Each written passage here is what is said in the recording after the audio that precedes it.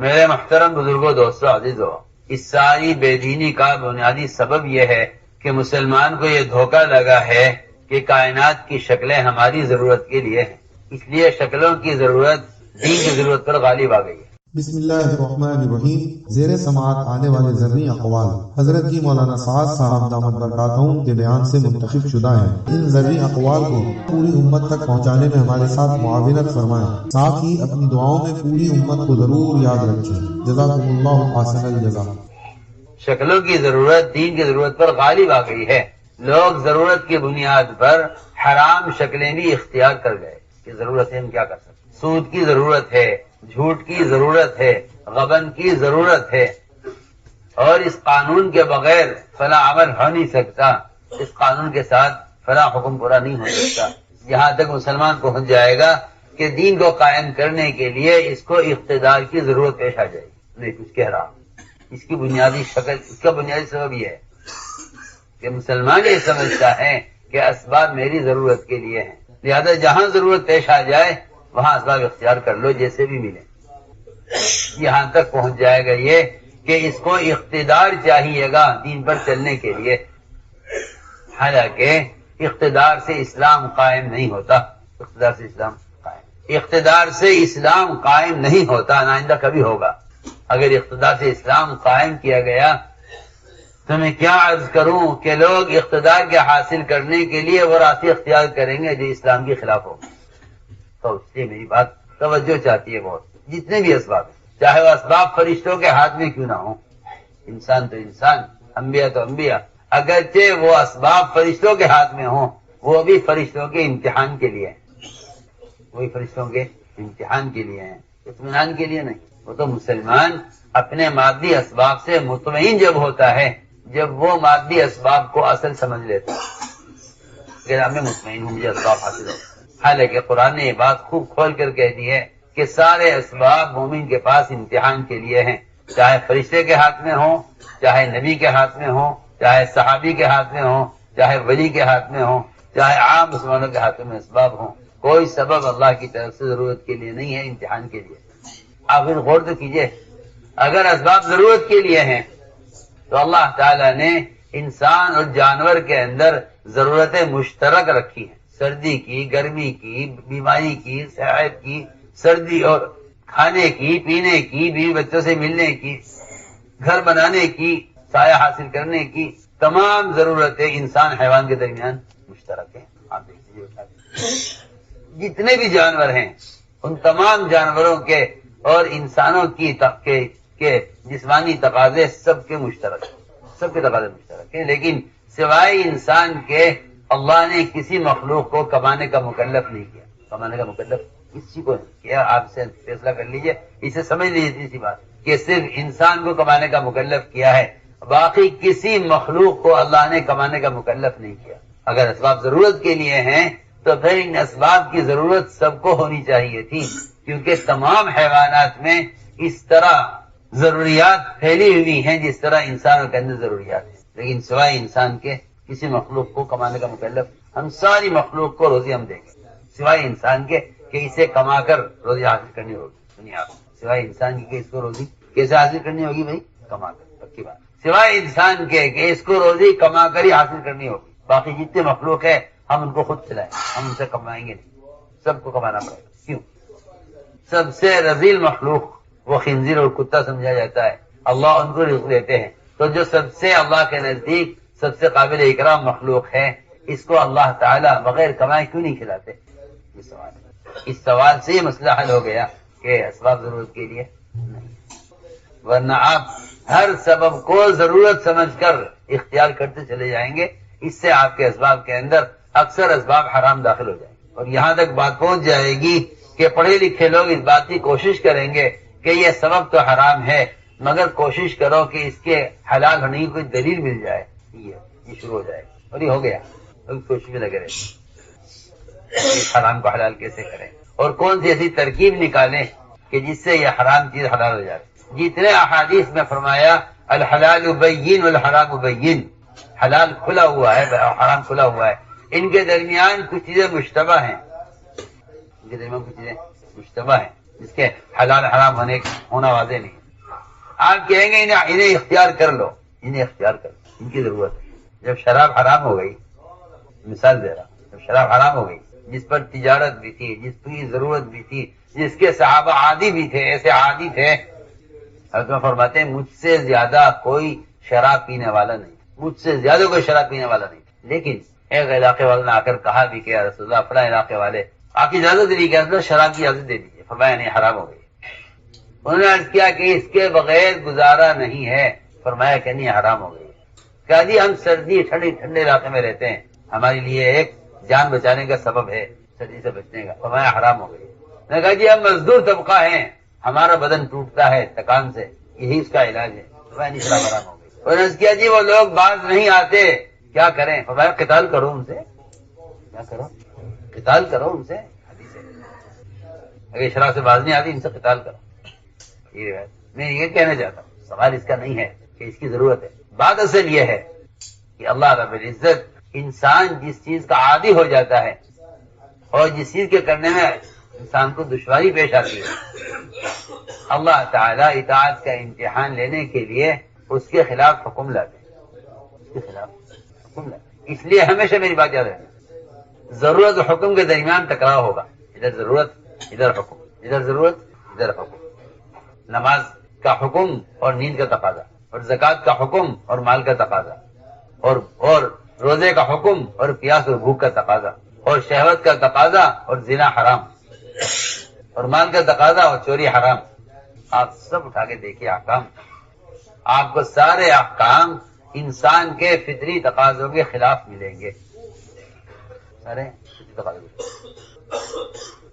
مجھے عرض کرنا ہے کہ ہم اور آپ آ کر یہاں پھنسے ہوئے ہیں کہ بھئی یہ اسباب میری ضرورت کے لیے ہیں، اس لیے ہمیں ضرورت پڑنے پر تو ان کو اختیار کرنا ہوگا. میں ایک مثال عرض کی کہ شراب کی ضرورت اور اس کی عادت، اور یہ بطور علاج کے اور سردی سے دفاع کے لیے استعمال کی جاتی ہے. اب میں حرام ہوئی اس کو چھوڑنا پڑے. تو مجھے عرض یہ کرنا تھا کہ اللہ نے کائنات کو جو اسباب سے بھرا ہے میری اور آپ کی ضرورت کے لیے نہیں، میرے آپ کے امتحان کے لیے. اِنَّا جَعَلْنَا مَا عَلَى الْأَرْضِ زِينَةً لَهَا لِنَبْلُوَهُمْ أَيُّهُمْ أَحْسَنُ عَمَلًا. اس لیے اللہ تعالیٰ ملائکہ کو بھی جو اسباب دیتے ہیں وہ امتحان کے لیے دیتے ہیں. اللہ تعالیٰ نے ایک فرشتے کو پانی پر اختیار دیا کہ ہم دیکھنا چاہتے ہیں کہ کیا فرشتہ اس پانی کے نظام میں اپنے آپ کو مختار سمجھتا ہے یا ہمارے امر کا محتاج سمجھتا ہے.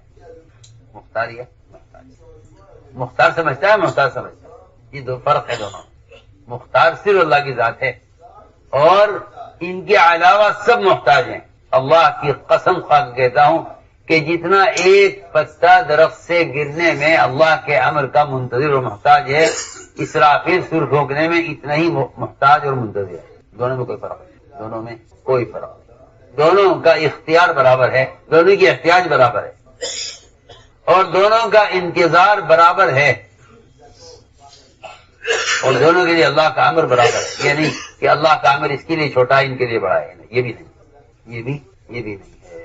جتنا انتظار ایک پتے کو سوکھ کر درخت سے گرنے میں اللہ کے امر کا ہے، اتنا انتظار، اتنا ہی اسرافیل کو ساری کائنات تباہ کرنے میں اللہ تعالیٰ کے امر کا انتظار. یہ دونوں برابر منتظر ہیں اللہ کے امر کے. کیوں؟ اس لیے کہ اللہ تعالیٰ اپنے امر کو مؤخر کرتے ہیں دیکھنے کے لیے کہ یہ مختار سمجھتا ہے، اپنے آپ کو محتاج سمجھتا ہے. چنانچہ فرشتہ کا خیال یہ تھا کہ میں پانی میں مختار ہوں، پانی میرے اختیار سے جائے گا، اور وہ اس کے اتنا عادی ہو گیا تھا کہ وہ سمجھتا تھا کہ پانی میرا امر سے چلے گا. لیکن اللہ تعالیٰ نے پانی کو حکم دیا کہ فرشتے کے خلاف ہو جائے، فرشتے کے خلاف ہو جائے. اس نے بہت پانی کو روکنا چاہا، پانی خلاف ہو گیا. یہاں فرشتے کو پتہ چلا کہ نہیں، معاملہ ہمارے ہاتھ میں نہیں، معاملہ ہمارے ہاتھ میں. میں پہلی مثال دے رہا ہوں کہ اللہ تعالیٰ ملائکہ کو بھی ان کے ارادے میں ناکام کرتے ہیں اپنے تعارف کے لیے.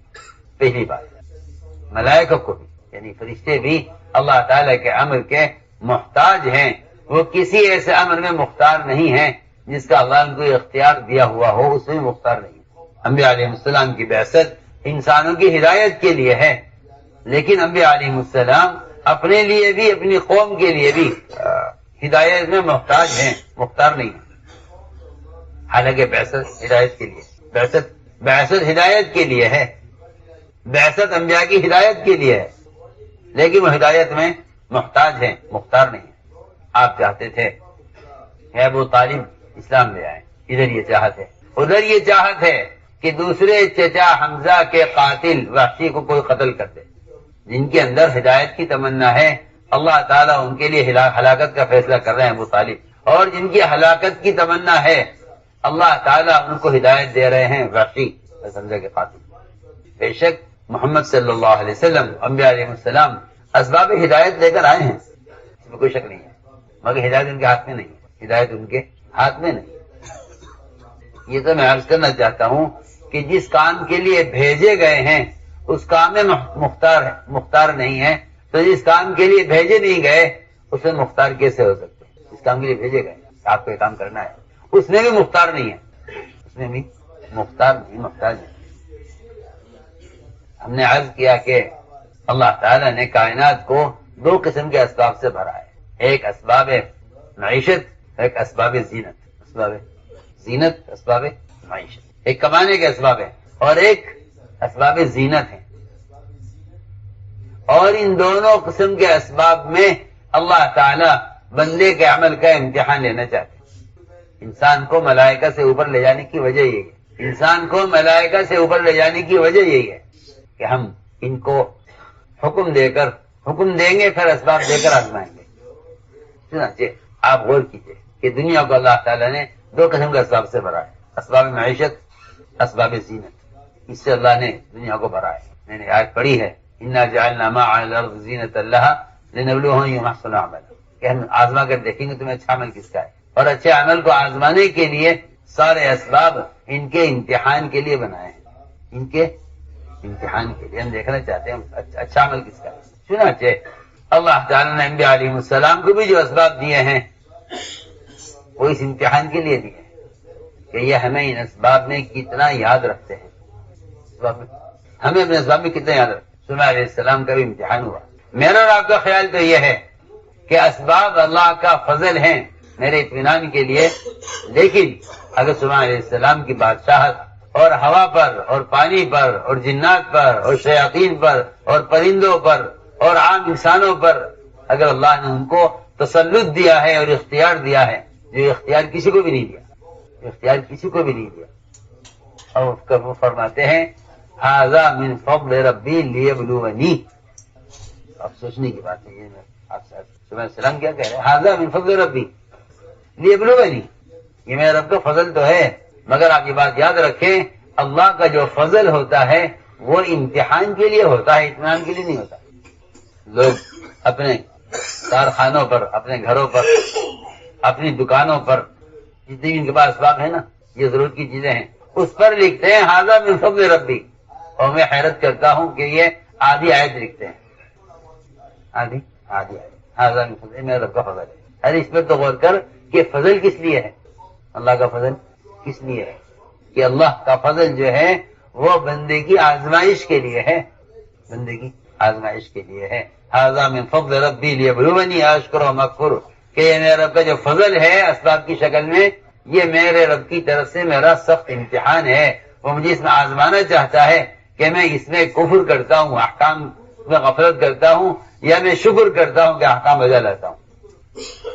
یہ میرے رب کی طرف سے ایک امتحان ہے، ھذا من فضل ربی لیبلونی، کہ میرے رب کا فضل میرے امتحان کے لیے ہے۔ اب آپ سے اندازہ کر لیجئے کہ جو بھی چیز آپ کو نظر آ رہی ہے اپنی سہولت کی اور ضرورت کی، اور آپ کہیں کہ اللہ کا فضل ہے، کہ یہ فضل کہیں کے لیے ہے، آزمائش کے لیے، امتحان۔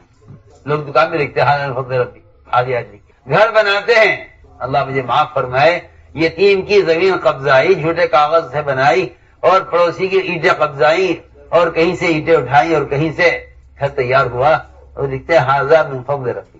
آپ غور تو کیجیے، آدمی حلال کما کر بھی یہ نہیں کہہ سکتا میرے رب کا فضل ہے، کہ آزمائش کے لیے۔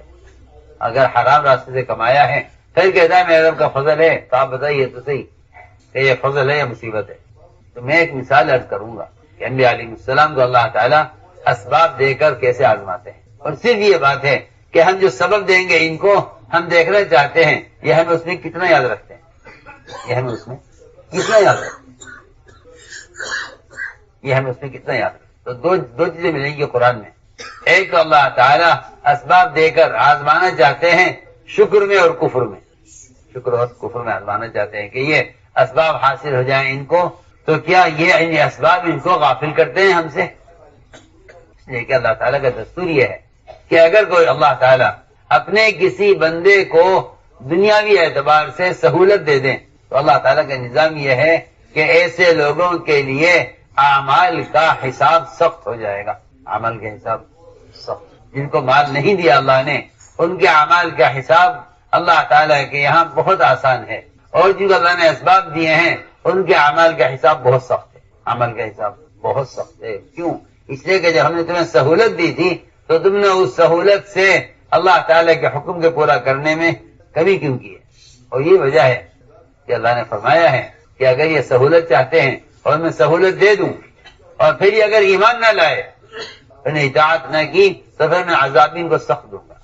قرآن میں جگہ جگہ ملے گا آپ کو، قرآن میں جگہ جگہ ملے گا. عیسیٰ علیہ السلام سے کہا تھا حواریین نے کہ آپ آسمان سے تیار کھانے اتروا دیجئے اور ہم کھانے کمانے سے فارغ ہو جائیں گے تو ہم دین کی محنت کے لیے آپ کو فارغ کر دیں گے. آپ یہ کرا دیجیے، آپ یہ کرا دیجئے، آسمان سے کھانے تیار اتروا دیجئے، ہم دین کے کام کے لیے فارغ ہو جائیں گے. اللہ نے فرمایا انی منزلها علیکم کہ ہاں میں اتار دوں آسمان سے کھانا تیار. اگر انہوں نے اس کے بعد یہ کام نہ کیا اور دین کی محنت نہ کی تو پھر ان کو وہ عذاب دوں گا، وہ عذاب جو عذاب میں نے عالم میں کسی کو نہیں دیا ہوگا.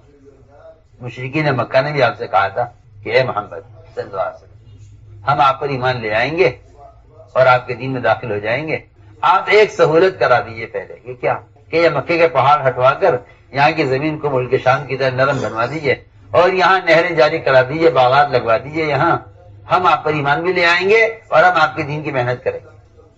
آپ نے اللہ تعالیٰ سے کہا کہ جی یہ یوں کہہ رہے ہیں، سہولت دے دو ہمیں تو ہم کام کریں گے.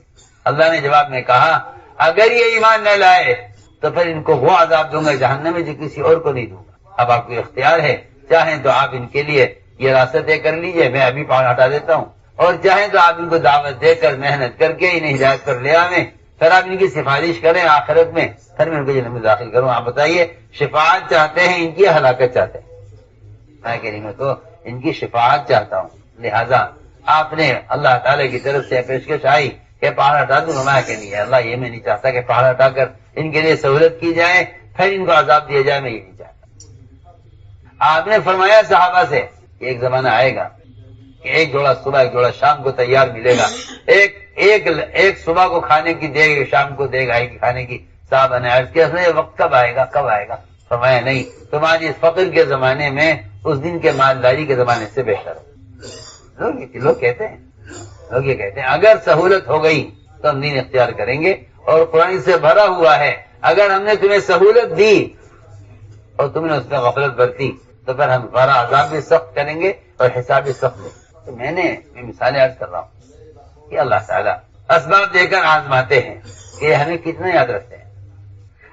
چنانچہ دو آزمائش اسباب میں سلیمان علیہ السلام کی ایسی ہوئی. حالانکہ آپ سب جانتے ہیں کہ اللہ نے جن اسباب سے سلیمان علیہ السلام کو نوازا ہے، ایسے اسباب اور ایسے اختیار اللہ نے کسی کو دیا نہیں، کسی کو نہیں، کسی کو ایسا اختیار اور ایسے اسباب نہیں دیے، ایسی بادشاہت کسی کو میسر نہیں ہوئی. اللہ نے آزمایا، اللہ نے ان کو اسباب زینت دیے. ایسے روایت میں آتا ہے ایسے نادر و نایاب گھوڑے اور اتنے خوبصورت گھوڑے جن کے بدن کے بال ریشم سے زیادہ نرم اور خوبصورت تھے. سلیمان علیہ السلام ان کو دیکھنے میں مشغول ہو گئے، ان پر ہاتھ پھیر رہے تھے اور ان کو دیکھ رہے تھے. اور یہ ہوا میں اڑنے والے اور سمندروں میں دوڑنے والے، سواری کو لے کر اڑنے والے گھوڑے تھے.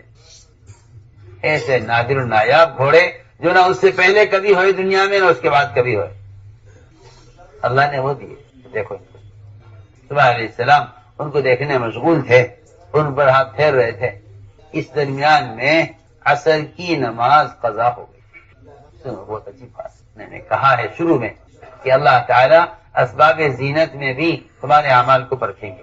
یہ بات ہمیشہ یاد رکھو کہ مومن اور کافر میں فرق یہ ہے، کہ مومن کائنات کے نقشوں میں داخل ہوتا ہے اللہ تعالیٰ تک پہنچنے کے لیے، اللہ کو یاد کرنے کے لیے، اور کافر وہ کائنات کے نقشوں میں داخل ہوتا ہے اللہ کے انکار اور اللہ کو بھلاتے ہوئے، دونوں میں فرق یہ ہے۔ اس لیے مومن کے لیے بنا ہوا بنانے والے کے تعارف کے لیے، مومن کے لیے بنا ہوا بنانے والے کے تعارف کے لیے ہے، مومن کے لیے بنا ہوا بنانے والے کے تعارف کے لیے۔ اور صاحب فرماتے تھے کہ مومن کو چاہیے جس شکل کو بھی دیکھے، جس شکل کو بھی دیکھے، سب سے پہلے اس شکل کو دیکھنے میں اللہ کا دھیان لائے، اللہ کا دھیان لائے، سب سے پہلے اللہ کا دھیان لائے، ورنہ کافر کی پہچان یہی ہے کہ وہ آفاق میں گم ہے۔ کافر کی پہچان یہ ہے کہ آفاق میں گم ہے۔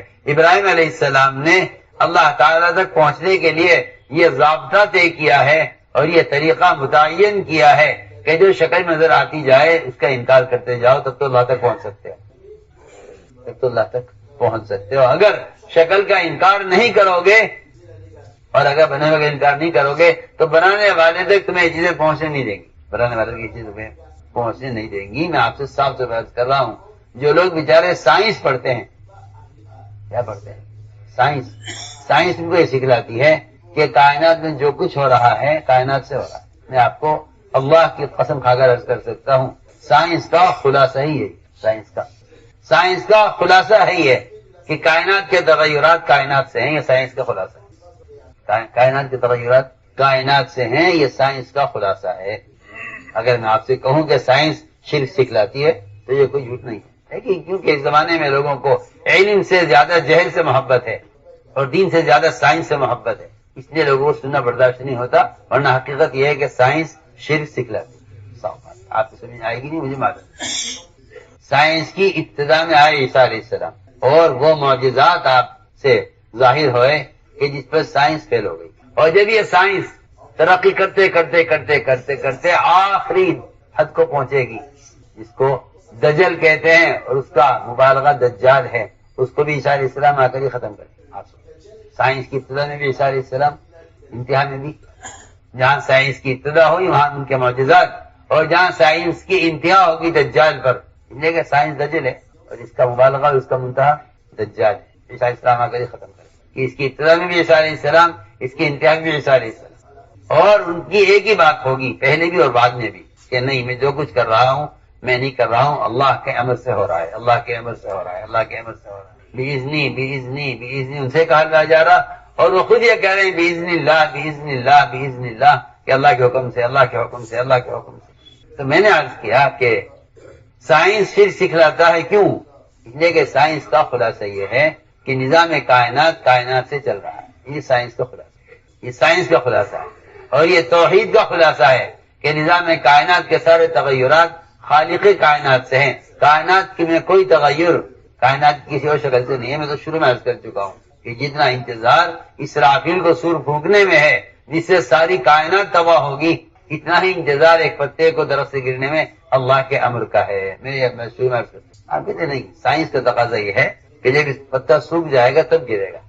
اور سوچیے تو صحیح آدمی کیا کہہ رہا، آپ کا خیال یہ ہے کہ ابھی پتا سوکھا نہیں ہے، سوچیے تو صحیح ذرا، درخت کی تری ہوتی ہے اس کے جڑ کی طرف، اور آپ دیکھ لیجئے بعض درخت آپ کو ایسے ملیں گے کہ جو نیچے سے لے کر اوپر تک پتوں سے خالی ہو چکے ہیں بالکل، لیکن ایک آخری چوٹی پر، آخری شاخ پر ایک پتا لٹکا ہوا آپ کو نظر آ رہا ہے۔ آپ سوچیے تو صحیح، جب یہ پتا نیچے سے صاف ہو چکا ہے، جہاں پانی کی تری ہوتی ہے، جڑ ہوتی ہے، جب وہاں پتے نہیں ہیں تو جہاں خشکی کا سوال ہی نہیں ہے، اور جہاں اوپر ہوا تیز چل رہی ہے، یہاں کا پتا کیوں لٹکا ہوا ہے؟ آپ بتائیے۔ آپ کہتے ہیں سائنس ہے، ہم پوچھتے ہیں آپ سے، وہ تو جہاں بھی صحابہ کرام کو خیال ہوا کہ یہ فلاں باتیں پیش آئی ہے، فلاں وجہ سے پیش آئی ہے، آپ نے وہیں صاف کہہ دیا کہ رات کی جو بارش ہوئی حدیبیہ کی، اس بارش کی وجہ سے تم میں سے بعض کافر ہو گئے، بعض مومن رہیں گے۔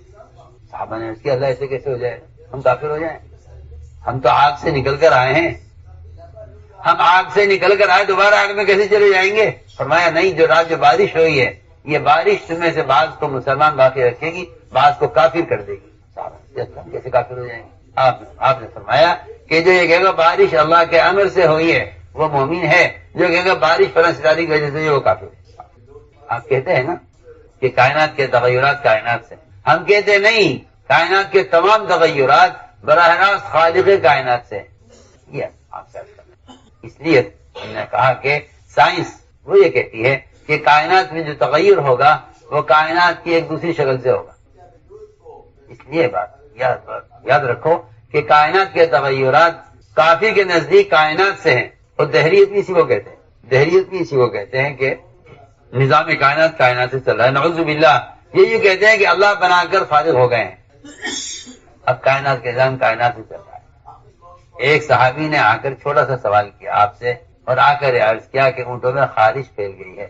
آپ نے سوال کیا صحابی سے کہ اونٹوں میں خارش کہاں سے پھیلی ہے؟ انہوں نے جواب میں کہا کہ ایک اونٹوں کو ہوئی تھی پر سب کو ہو گئی. بس یہ جواب اس ایمان کے بالکل خلاف تھا.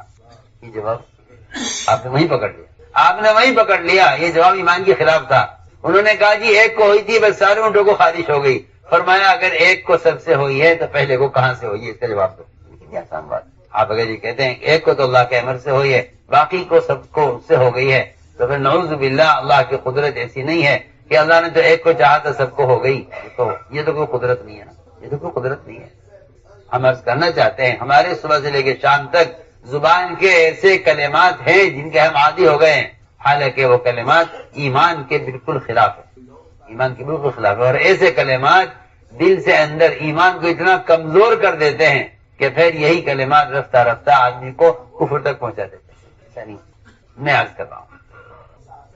اس لیے میں نے ایک بات چھیڑی تھی کہ کائنات کی جو بھی شکل سامنے آئے اس شکل کے ساتھ اللہ تعالیٰ کا دھیان لانا لازم اور ضروری ہے، ورنہ کائنات کی جس شکل کو اللہ کے دھیان کے بغیر دیکھا جائے گا وہ شکل اللہ کی یاد سے غافل کر دے گی. شکل یہ میں ضروری بات ہے، وہ شکل اللہ کی یاد سے غافل کر دے گی.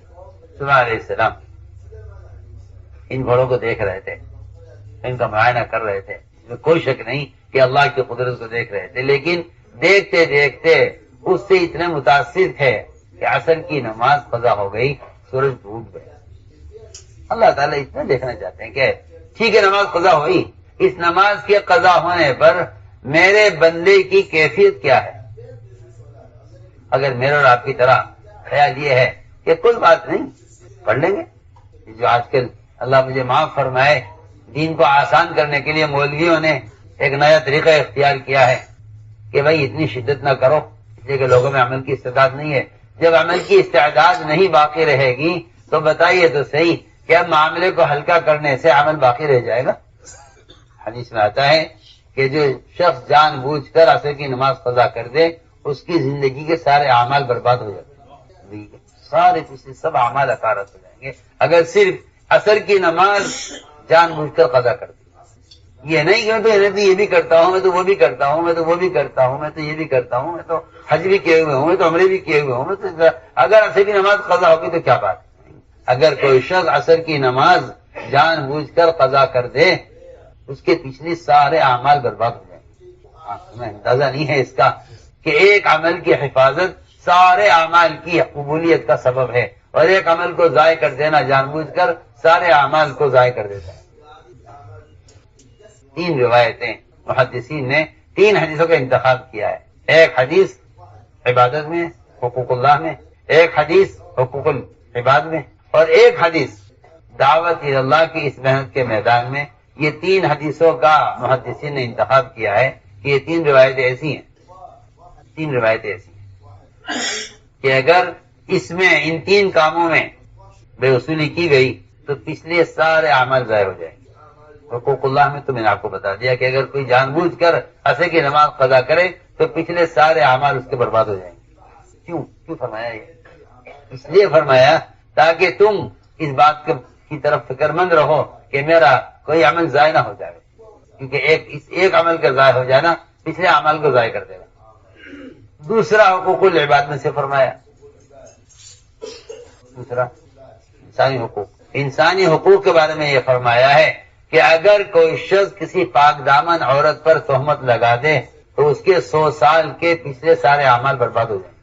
100 سال کیوں فرمایا؟ 100 سال کیا 100 سال کی عمر میں آدمی عام طور سے ایسا ہو جاتا ہے کہ وہ عمل کے قابل رہتا نہیں ہے، یا 70-80 سال 60-70 سال کی عمر ہوتی ہے عام طور سے. اس امت کی عمر اتنی ہے عام طور سے. فرمایا 100 سال کے اعمال برباد ہو جائیں گے اگر کوئی شخص کسی عورت پر تہمت لگا دے، کسی پاکدامن عورت پر تہمت، اور یہ ہمارا کے نزدیک اتنا معمولی کام ہے میرے دوستو عزیزو، جس طرح اپنی ہاتھ سے کمائے ہوئے پیسے کی حفاظت کرتے ہو، اس سے زیادہ کمائے ہوئے اعمال کی حفاظت کا فکر کرو۔ بعض مرتبہ آدمی سے ایسی غلطی ہو جاتی ہے کہ پچھلے اعمال ضائع ہو جاتے ہیں۔ تیسری بات یہ ہے، حدیث میں آتا ہے کہ جتنی دین کی محنتیں ہیں، دین کو قائم کرنے کی کوششیں ہیں، وہ ساری کوششیں پچھلی برباد ہو جاتی ہیں اگر کوئی شخص اس راستے میں نکل کر لوگوں کے لیے جگہ کو تنگ کر دے یا راستے کو بند کر دے۔ تو حدیث میں فرمایا فلا جہاد لہو، کہ اس کے پچھلے ساری محنت ضائع ہو جاتی ہے۔ یہ تین حدیثیں، ان کا انتخاب کیا ہے محدثین نے پورے احادیث کے مجموعے سے، ان تین احادیث کا۔ ایک میں حقوق اللہ میں نماز، حقوق العباد میں کسی پر تہمت لگانا، اور اس دعوت کے کام کے میدان میں راستے کو بند کرنا یا جگہ کو تنگ کرنا، فلا جہاد لہو فرمایا، اس کے پچھلی ساری کوشش محنت ضائع ہو جاتی ہے۔ میں عرض کر رہا تھا کہ اللہ تعالیٰ امتحان لینا چاہتے ہیں کہ میرا بندہ مجھے کتنا یاد رکھتا ہے، میرا بندہ مجھے کتنا یاد رکھتا ہے۔ سلیمان علیہ السلام ان گھوڑوں پر ہاتھ پھیر رہے تھے، انہیں دیکھ رہے تھے کہ عصر کی نماز قضا ہو گئی۔ میرا اور آپ کا تو مزاج یہ ہے کہ میاں قضا ہو گئی تو کیا بات ہے، پڑھ لیں گے، قضا ہو گئی تو کیا بات، پڑھ لیں گے۔ جی ہاں، یہ کہنا کہ قضا ہو گئی تو کیا باتیں پڑھ لیں گے، میں کیا عرض کروں، یہ خیال کفر تک پہنچا دے گا۔ اللہ اکبر، میں نے آپ نے کبھی تو غور نہیں۔ اگر میں زبان سے یہ کہہ دوں کہ کوئی ایسی بات نہیں ہے، قضا ہو گئی نا، پڑھ لیں گے، کیا ہوا کہ قضا ہو گئی، پڑھ لیں گے، کوئی بات نہیں، صرف اتنی بات کہہ دینا کفر تک پہنچا دے گا۔ حدیث میں آتا ہے من استخفا، کیا مطلب من استخفا کہ من استخفا کا مطلب یہ ہے کہ جس آدمی کی نماز قضا ہو جائے اور وہ یہ کہہ دے کوئی بات نہیں، پڑھ لیں گے بعد میں، کیا کہیں کوئی بات نہیں، پڑھ لیں گے۔ من استخفا او جحدا، کہ جس نے نماز کو ہلکا سمجھا، جس کا انکار کر دیا، وہ بعض ائمہ تو کہتے ہیں کہ مرتد ہو گیا، یہ بعض کہتے ہیں کہ یہ کفر کے راستے پر چل پڑا ہے، کفر کے راستے پر چل پڑا ہے۔ اور میرا آپ کے نزدیک کوئی بات نہیں کہ اگر نماز قضا ہوگی تو کیا بات، پڑھ لیں گے۔ حالانکہ کوئی ایسا شخص کہ جس کا سب کچھ لوٹ لیا گیا ہو، اس کی ایک نماز کے قضا ہونے پر اس کی حالت یہ ہونی چاہیے کہ جس کا سب کچھ لوٹ لیا گیا، لوگ اس آگے تسلی دیتے ہیں۔ تو میں نے عرض کیا کہ سلیمان علیہ السلام کا یہ واقعہ کہ وہ گھوڑے کے معائنے میں تھے کہ سورج غروب ہو گیا، یاد آیا عصر، یہ غروب ہو گیا، تو اتنا غم تھا انہیں اپنی عصر کی نماز کے قضا ہونے کا۔ ساری بادشاہت اور ساری نعمتیں ایک طرف، یہ آج کی عصر چاہیے، اور جس شکل نے عصر کی نماز کو قضا کرایا ہے، اس شکل کو کاٹ کر ختم کیا جائے، اس کی نسل باقی نہیں رکھنی چاہیے۔ تلوار منگائی، سارے گھوڑے کاٹ ڈالے، حالانکہ نادر و نایاب، نہ اس سے پہلے کبھی سے گھوڑے ہوئے نہ آئندہ کبھی ہوئے، کہ جو شکل ہمیں دی گئی ہے اللہ کی یاد کا امتحان لینے کے لیے، اگر وہ چیز ہمیں ایک وقت کی نماز بلا رہی ہے تو ایسی چیز کو چھوڑ کر ختم کر دینا چاہیے۔ اگر سلیمان علیہ السلام نبی ہو کر عصر کی نماز کے لیے صرف وہ ان گھوڑوں کو کاٹ کر ختم کر رہے ہیں، تو آپ اس سے اندازہ کر لیجئے کہ محمد صلی اللہ علیہ وسلم کا ایک صحابی ایسا ہے کہ وہ صرف نفل نماز میں خلل پیدا ہونے کی وجہ سے اس باغ کو چھوڑ رہا ہے جو باغ 50,000 کا تھا اور جس پر پورے خاندان کا گزارا تھا۔ حالانکہ یہ گھوڑے سلیمان علیہ السلام کے گھوڑے نہ یہ تجارت کے لیے تھے، نہ یہ سواری کے لیے تھے، یہ تو ایک زینت کی چیز تھی۔ اگر زینت کی چیز کو چھوڑنے ختم کرنے سے سورج واپس نکل سکتا ہے، یا سورج واپس نکلے کہ ہمارے ایک بندہ کہ اسے عصر کی نماز کے قضا ہونے کا غم ہے، واپس لاؤ سورج۔ اس لیے صاف فرمایا ہے کہ جو دعوت اور عبادت کو جمع رکھیں گے، ہم ان کے لیے کائنات کے نظام کو مسخر کریں گے۔ اصحاب کہف کے غار سے سورج راستہ کاٹ کر نکلتا ہے کہ وہ سو رہے ہیں مجاہدین، نیند خراب ہوگی، حالانکہ سورج کے منازل اور اس کے ٹھکانے اتنے اللہ کی طرف سے متعین ہیں کہ وہ ایک بال برابر آگے پیچھے نہیں ہو سکتا، اس کے سارے منازل اور اس کے سارے ٹھکانے متعین ہیں کہ کہاں ڈوبے گا، کہاں سے نکلے گا۔ لیکن اس سب کے باوجود یہ اصحاب کہف کی نیند خراب نہ ہو، ان کے غار کی سوراخ سے سورج راستہ کاٹ کر نکلتا ہے۔ سورج ہم ان کی نیند خراب نہ ہو، بتائیے تو صحیح، جب سونے والوں کے لیے سورج اتنا پابند ہے کہ ان کی نیند خراب نہ ہو میری شعاؤں سے، تو اس سے آپ اندازہ کر لیجئے کہ اگر کسی جماعت کو عصر کی نماز پڑھنی ہے اور سامنے دشمن مقابلے پر ہے تو ان کے لیے سورج کو روکنا کیا مشکل کام ہے۔ اگر مجاہد کی سونے کی اللہ کے ہاں یہ درجہ ہے، سنیے میں کیا کہہ رہا ہوں، اگر مجاہد کے سونے کا اللہ کے ہاں یہ درجہ ہے، آپ نے صاف فرمایا، حدیث میں آتا ہے کہ اللہ کے راستے میں نکل کر سونے والا مدینہ منورہ میں رہ کر 6000 سونے کی اشرفیاں راہ خدا میں خرچ کرنے سے زیادہ بہتر ہے۔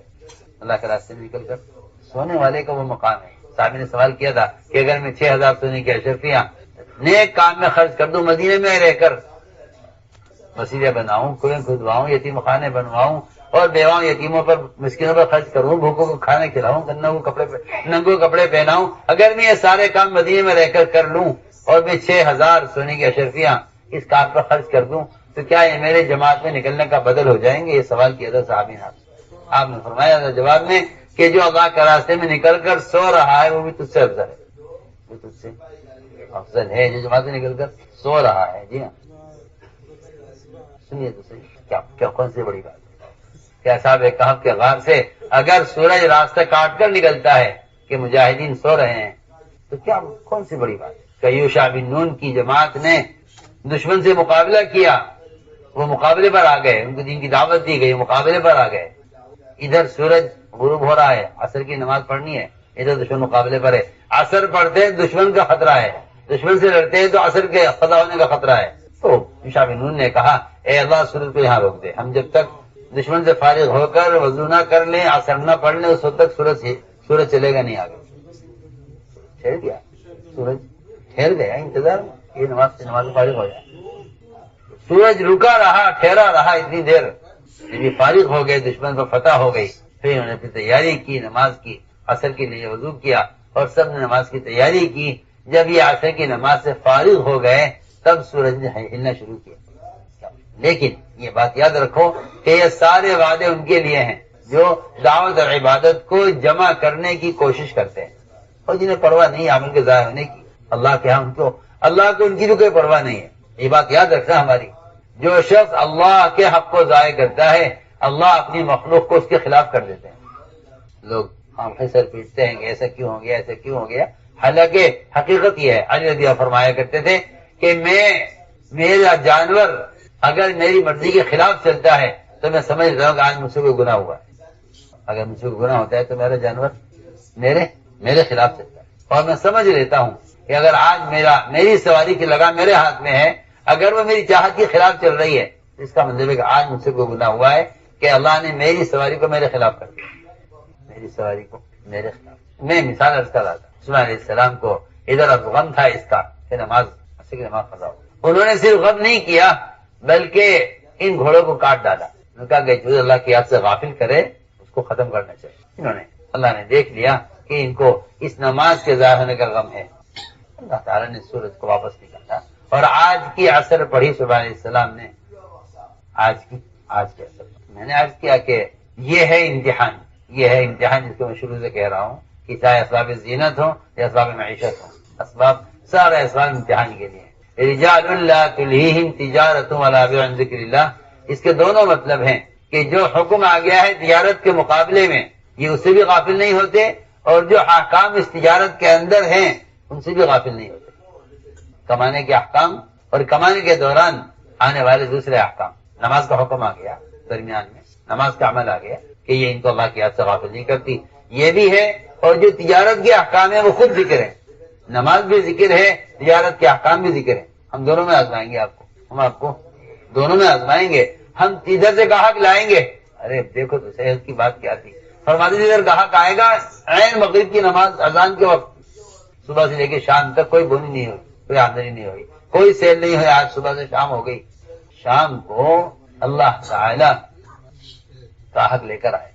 آپ تو سمجھتے ہیں اللہ نے مجھے دکان دی ہے اس لیے تاکہ اللہ مجھے اس کے ذریعے سے روزی دیں، آپ اسی غلط فہمی کے اندر مبتلا ہیں، اور میں شروع سے یہی کہہ رہا ہوں کہ اسباب ضرورت کے لیے نہیں، اسباب ضرورت کے لیے نہیں ہیں، اسباب ضرورت کے لیے ہوتے ہیں۔ میں تم سے کیا کہوں، اللہ تعالیٰ گاہک کو ایسے وقت میں لاتے جو نماز کا وقت نہ ہو، کہ تمہاری کمائی کا وقت ہے اس وقت تو گاہک آئیں گے، اور جب نماز کا وقت ہوگا ہم گاہک نہیں لائیں گے، ایسا نہیں ہے۔ اللہ کا نظام یہ ہے، ہم جس کام سے روکیں گے اس کام کے خلاف اس کام کے مقابلے میں سہولتیں لائیں گے، اور جس کام کا حکم دیں گے اس میں رکاوٹیں پیدا کریں گے. یہ اللہ تعالیٰ کا نظام ہے.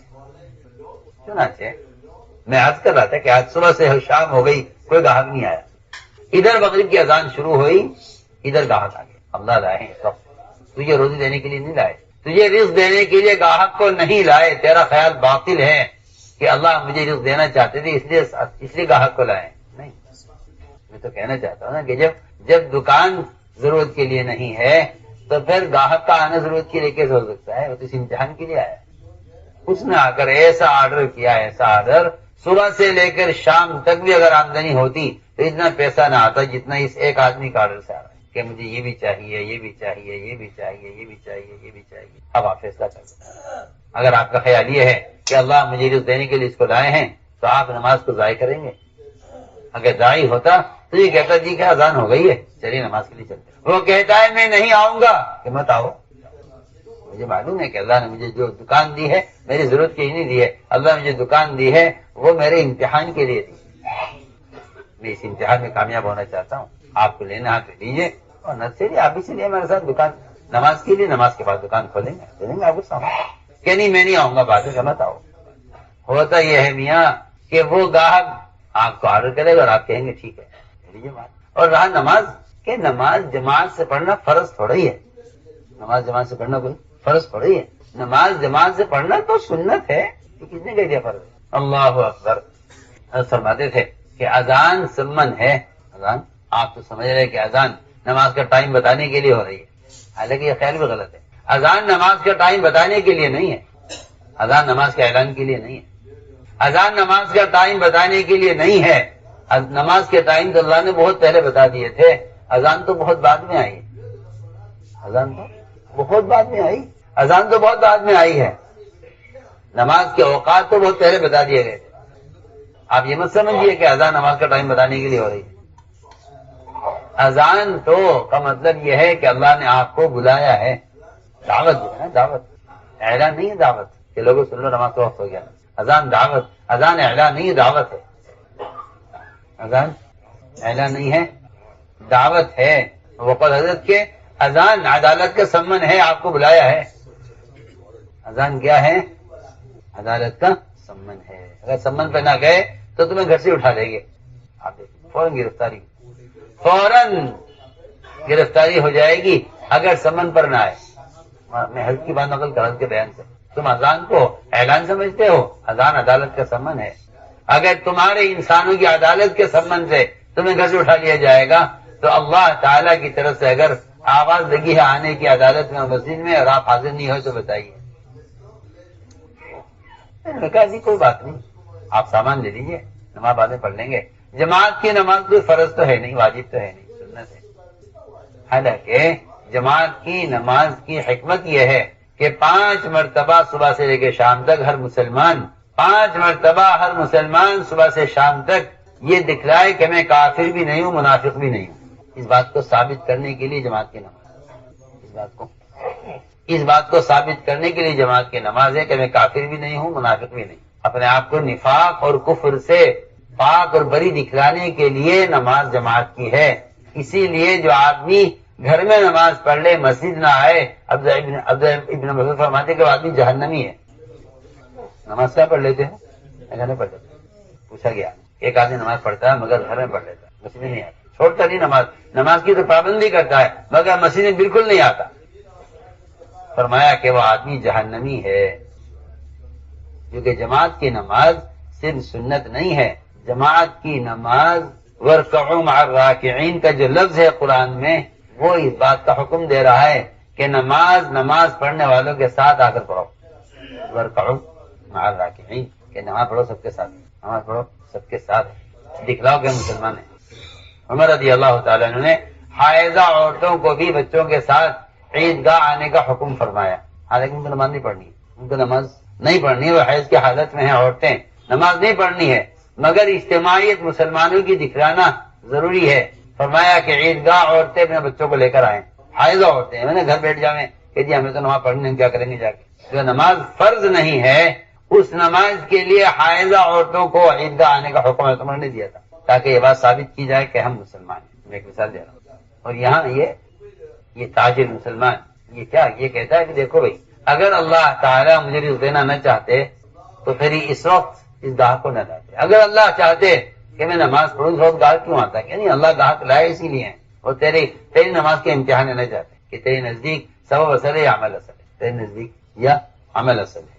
اس نے کہا نہیں جی پڑھ لیں گے بعد میں, اپنی تو یہ آ گیا ہے نا, اس کے بغیر تو میرا گزارا تو ہو نہیں سکتا, کیونکہ میں تو شروع سے کہہ رہا ہوں کہ مسلمانوں کی جہالت یہ ہے اور حماقت یہ ہے کہ اللہ نے اسباب ہماری ضرورت کے لیے بنائے. بس یہ ہے وہ مصیبت جس کی وجہ سے عمل ضائع ہو کہ ہماری ضرورت ہے. جب آپ سبب کو ضرورت کے لیے لائیں گے تو پھر آپ کے دین کو نقصان ہوگا اور آپ یہ کہیں گے کہ اس وقت میں نہیں آ سکتا, نماز بعد میں پڑھ لوں گا کیونکہ گاہک آ گیا ہے اور اس گاہک کی ذات پر میری ضرورت موقوف ہے. کیونکہ آپ کا کہنا یہ کہ اسباب اللہ نے ضرورت کے لیے بنائے ہیں اور وہ اس گاہک سے میری ضرورت پوری ہونی ہے. عجیب اللہ کی شان, اس نے ایسا آرڈر کیا کہ اس کا نظر سمجھ میں آ گیا اس تاجر کے کہ نماز تو بعد میں پڑھ لیں گے مگر یہ بعد میں آئے گا نہیں کیونکہ حلال کمانا فرض ہے. یہ اتنا بڑا جاہل ہے کہ اس کے نزدیک دو فریضے ایک ساتھ جمع ہو گئے ہیں, نماز کا بھی اور حلال مال کمانے کا بھی. لہذا یہ فرض تو جماعت سے پڑھنا سنت ہے, الگ پڑھ لینا سے فرض ادا ہو جائے گا, لیکن یہ حلال کمانے کا فرض ہی ادا ہو جائے گا. یہ ہے شیطان کی چال, یہ ہے شیطان کی چال یہ ہے کہ یہ بھی فرض ہے حلال کمانا اور رہا نماز کہ نماز پیشے پڑھنا فرض ہے مگر جماعت کے ساتھ پڑھنا فرض نہیں ہے. اس نے جماعت کے نماز کو ضائع کیا گاہک کے لیے. ابھی بیٹھا ہی ہوا تھا, اللہ نے دیکھ لیا کہ اس نے میرا حکم ضائع کیا ہے نا مسجد میں آنے کا, اللہ نے اس کے گاہک کے دل کو مال سے پھیر دیا. ایک سیکنڈ میں بیٹھے بیٹھے ہو جاتا ہے کہ نہیں کچھ سمجھ میں نہیں آ رہا ہے کیا لینا ہے کیا نہیں چاہیے. جو خان صاحب کے لیے چائے منگواتے ہیں اور ان کے لیے ٹھنڈا منگواتے ہیں اور تھان کھول کے ڈالتے ہیں ان کے سامنے, یہ ان کو گالیاں دیتے ہیں, انہیں لینا دینا کچھ نہیں ہوتا, وہ ضائع کرتے ہیں. ادھر نماز بھی ضائع ہوئی, ادھر گاہک کا مال, گاہک کے دل کو اللہ نے مال سے پھیر دیا. یہ صبح شام ان تاجروں کے ساتھ ہوتا ہے مگر انہیں ہوش نہیں آتے کہ یہ اللہ نے میرے ساتھ جو معاملے کیا ہے یہ میرے امتحان کے لیے تھا, اس امتحان میں آپ ناکام ہو گئے. کیونکہ سب سے زیادہ نماز کے ضائع ہونے کی بددعا اسباب کو لگتی ہے, کیونکہ عام طور سے لوگ اسباب کے لیے نماز کو ضائع کرتے ہیں. سب سے زیادہ بددعا جو نماز کی لگتی ہے وہ لگتی ہے اسباب, کیونکہ اکثر ایسا ہوتا ہے کہ آدمی اسباب کے لیے نماز کو ضائع کرتا ہے, پھر یہ جا کے عاملوں کے چکر لگاتا ہے کہ جی دکان پہ کسی نے سحر کرایا ہوا ہے, کوئی سحر وحر نہیں ہے. جماعت کی نماز کے ضائع ہونے کی بددعا تیرے اسباب کو لگ رہی ہے, صبح شام لگ رہی ہے, اور تو یہ ہوش نہیں. تیرے نزدیک اسباب ضرورت کے لیے ہیں اور ہم یہ عرض کرنا چاہتے کہ نہیں, اسباب ضرورت کے لیے نہیں, اسباب تیرے عمل کے امتحان کے لیے. میں نے ایک مثال عرض کی ہے تو میرے بزرگوں دوستوں عزیزوں, ساری بات کا خلاصہ یہ ہے کہ اسباب ہیں امتحان کے لیے اور اعمال ہے اطمینان کے لیے. مومن عمل سے مطمئن ہو جائے گا, میں نے عمل کر لیا ہے میں مطمئن ہوں. سبب ہے نہیں ہے اس کی مجھے پرواہ نہیں ہے, کیونکہ میں نے حکم پورا کر دیا, میں مطمئن ہوں. البتہ یہ بات آپ یاد رکھنا کہ جتنے بھی دنیا میں اسباب ہیں چھوٹے یا بڑے, دوا کے اسباب, غذا کے اسباب, ہتھیاروں کے اسباب, کمانے کے اسباب, کارخانوں کے اسباب, حکومتوں کے اسباب, ان یہ سارے اسباب صرف کافر کے اطمینان کے لیے ہیں, مومن کے اطمینان کے لیے نہیں. اللہ کا نظام ہے یہ کہ اللہ کافروں کو ان کے اسباب میں مطمئن بھی رکھتے ہیں اور اللہ کافروں کو اسباب خوب بھر کے دیتے ہیں, اور جس سبب پر بھی کافر ہاتھ رکھے گا اللہ تعالیٰ اس میں کامیابی فوراً لائے, کامیابی فوراً بھر کے دیں گے. جس طرح جنت میں ایک مومن کے ایک چیز کے ارادے پر فوراً چیز حاضر ہو جائے گی, اس لیے اللہ تعالیٰ دنیا میں ان کافروں کی جنت میں بھی ان کے لیے اللہ تعالیٰ یہی چاہتے ہیں. آپ کو اس بات کی الجھن ہے کہ یہ تو کافر ہیں, اللہ کے دین کے دشمن ہیں, یہ تو بڑے مزے میں ہیں.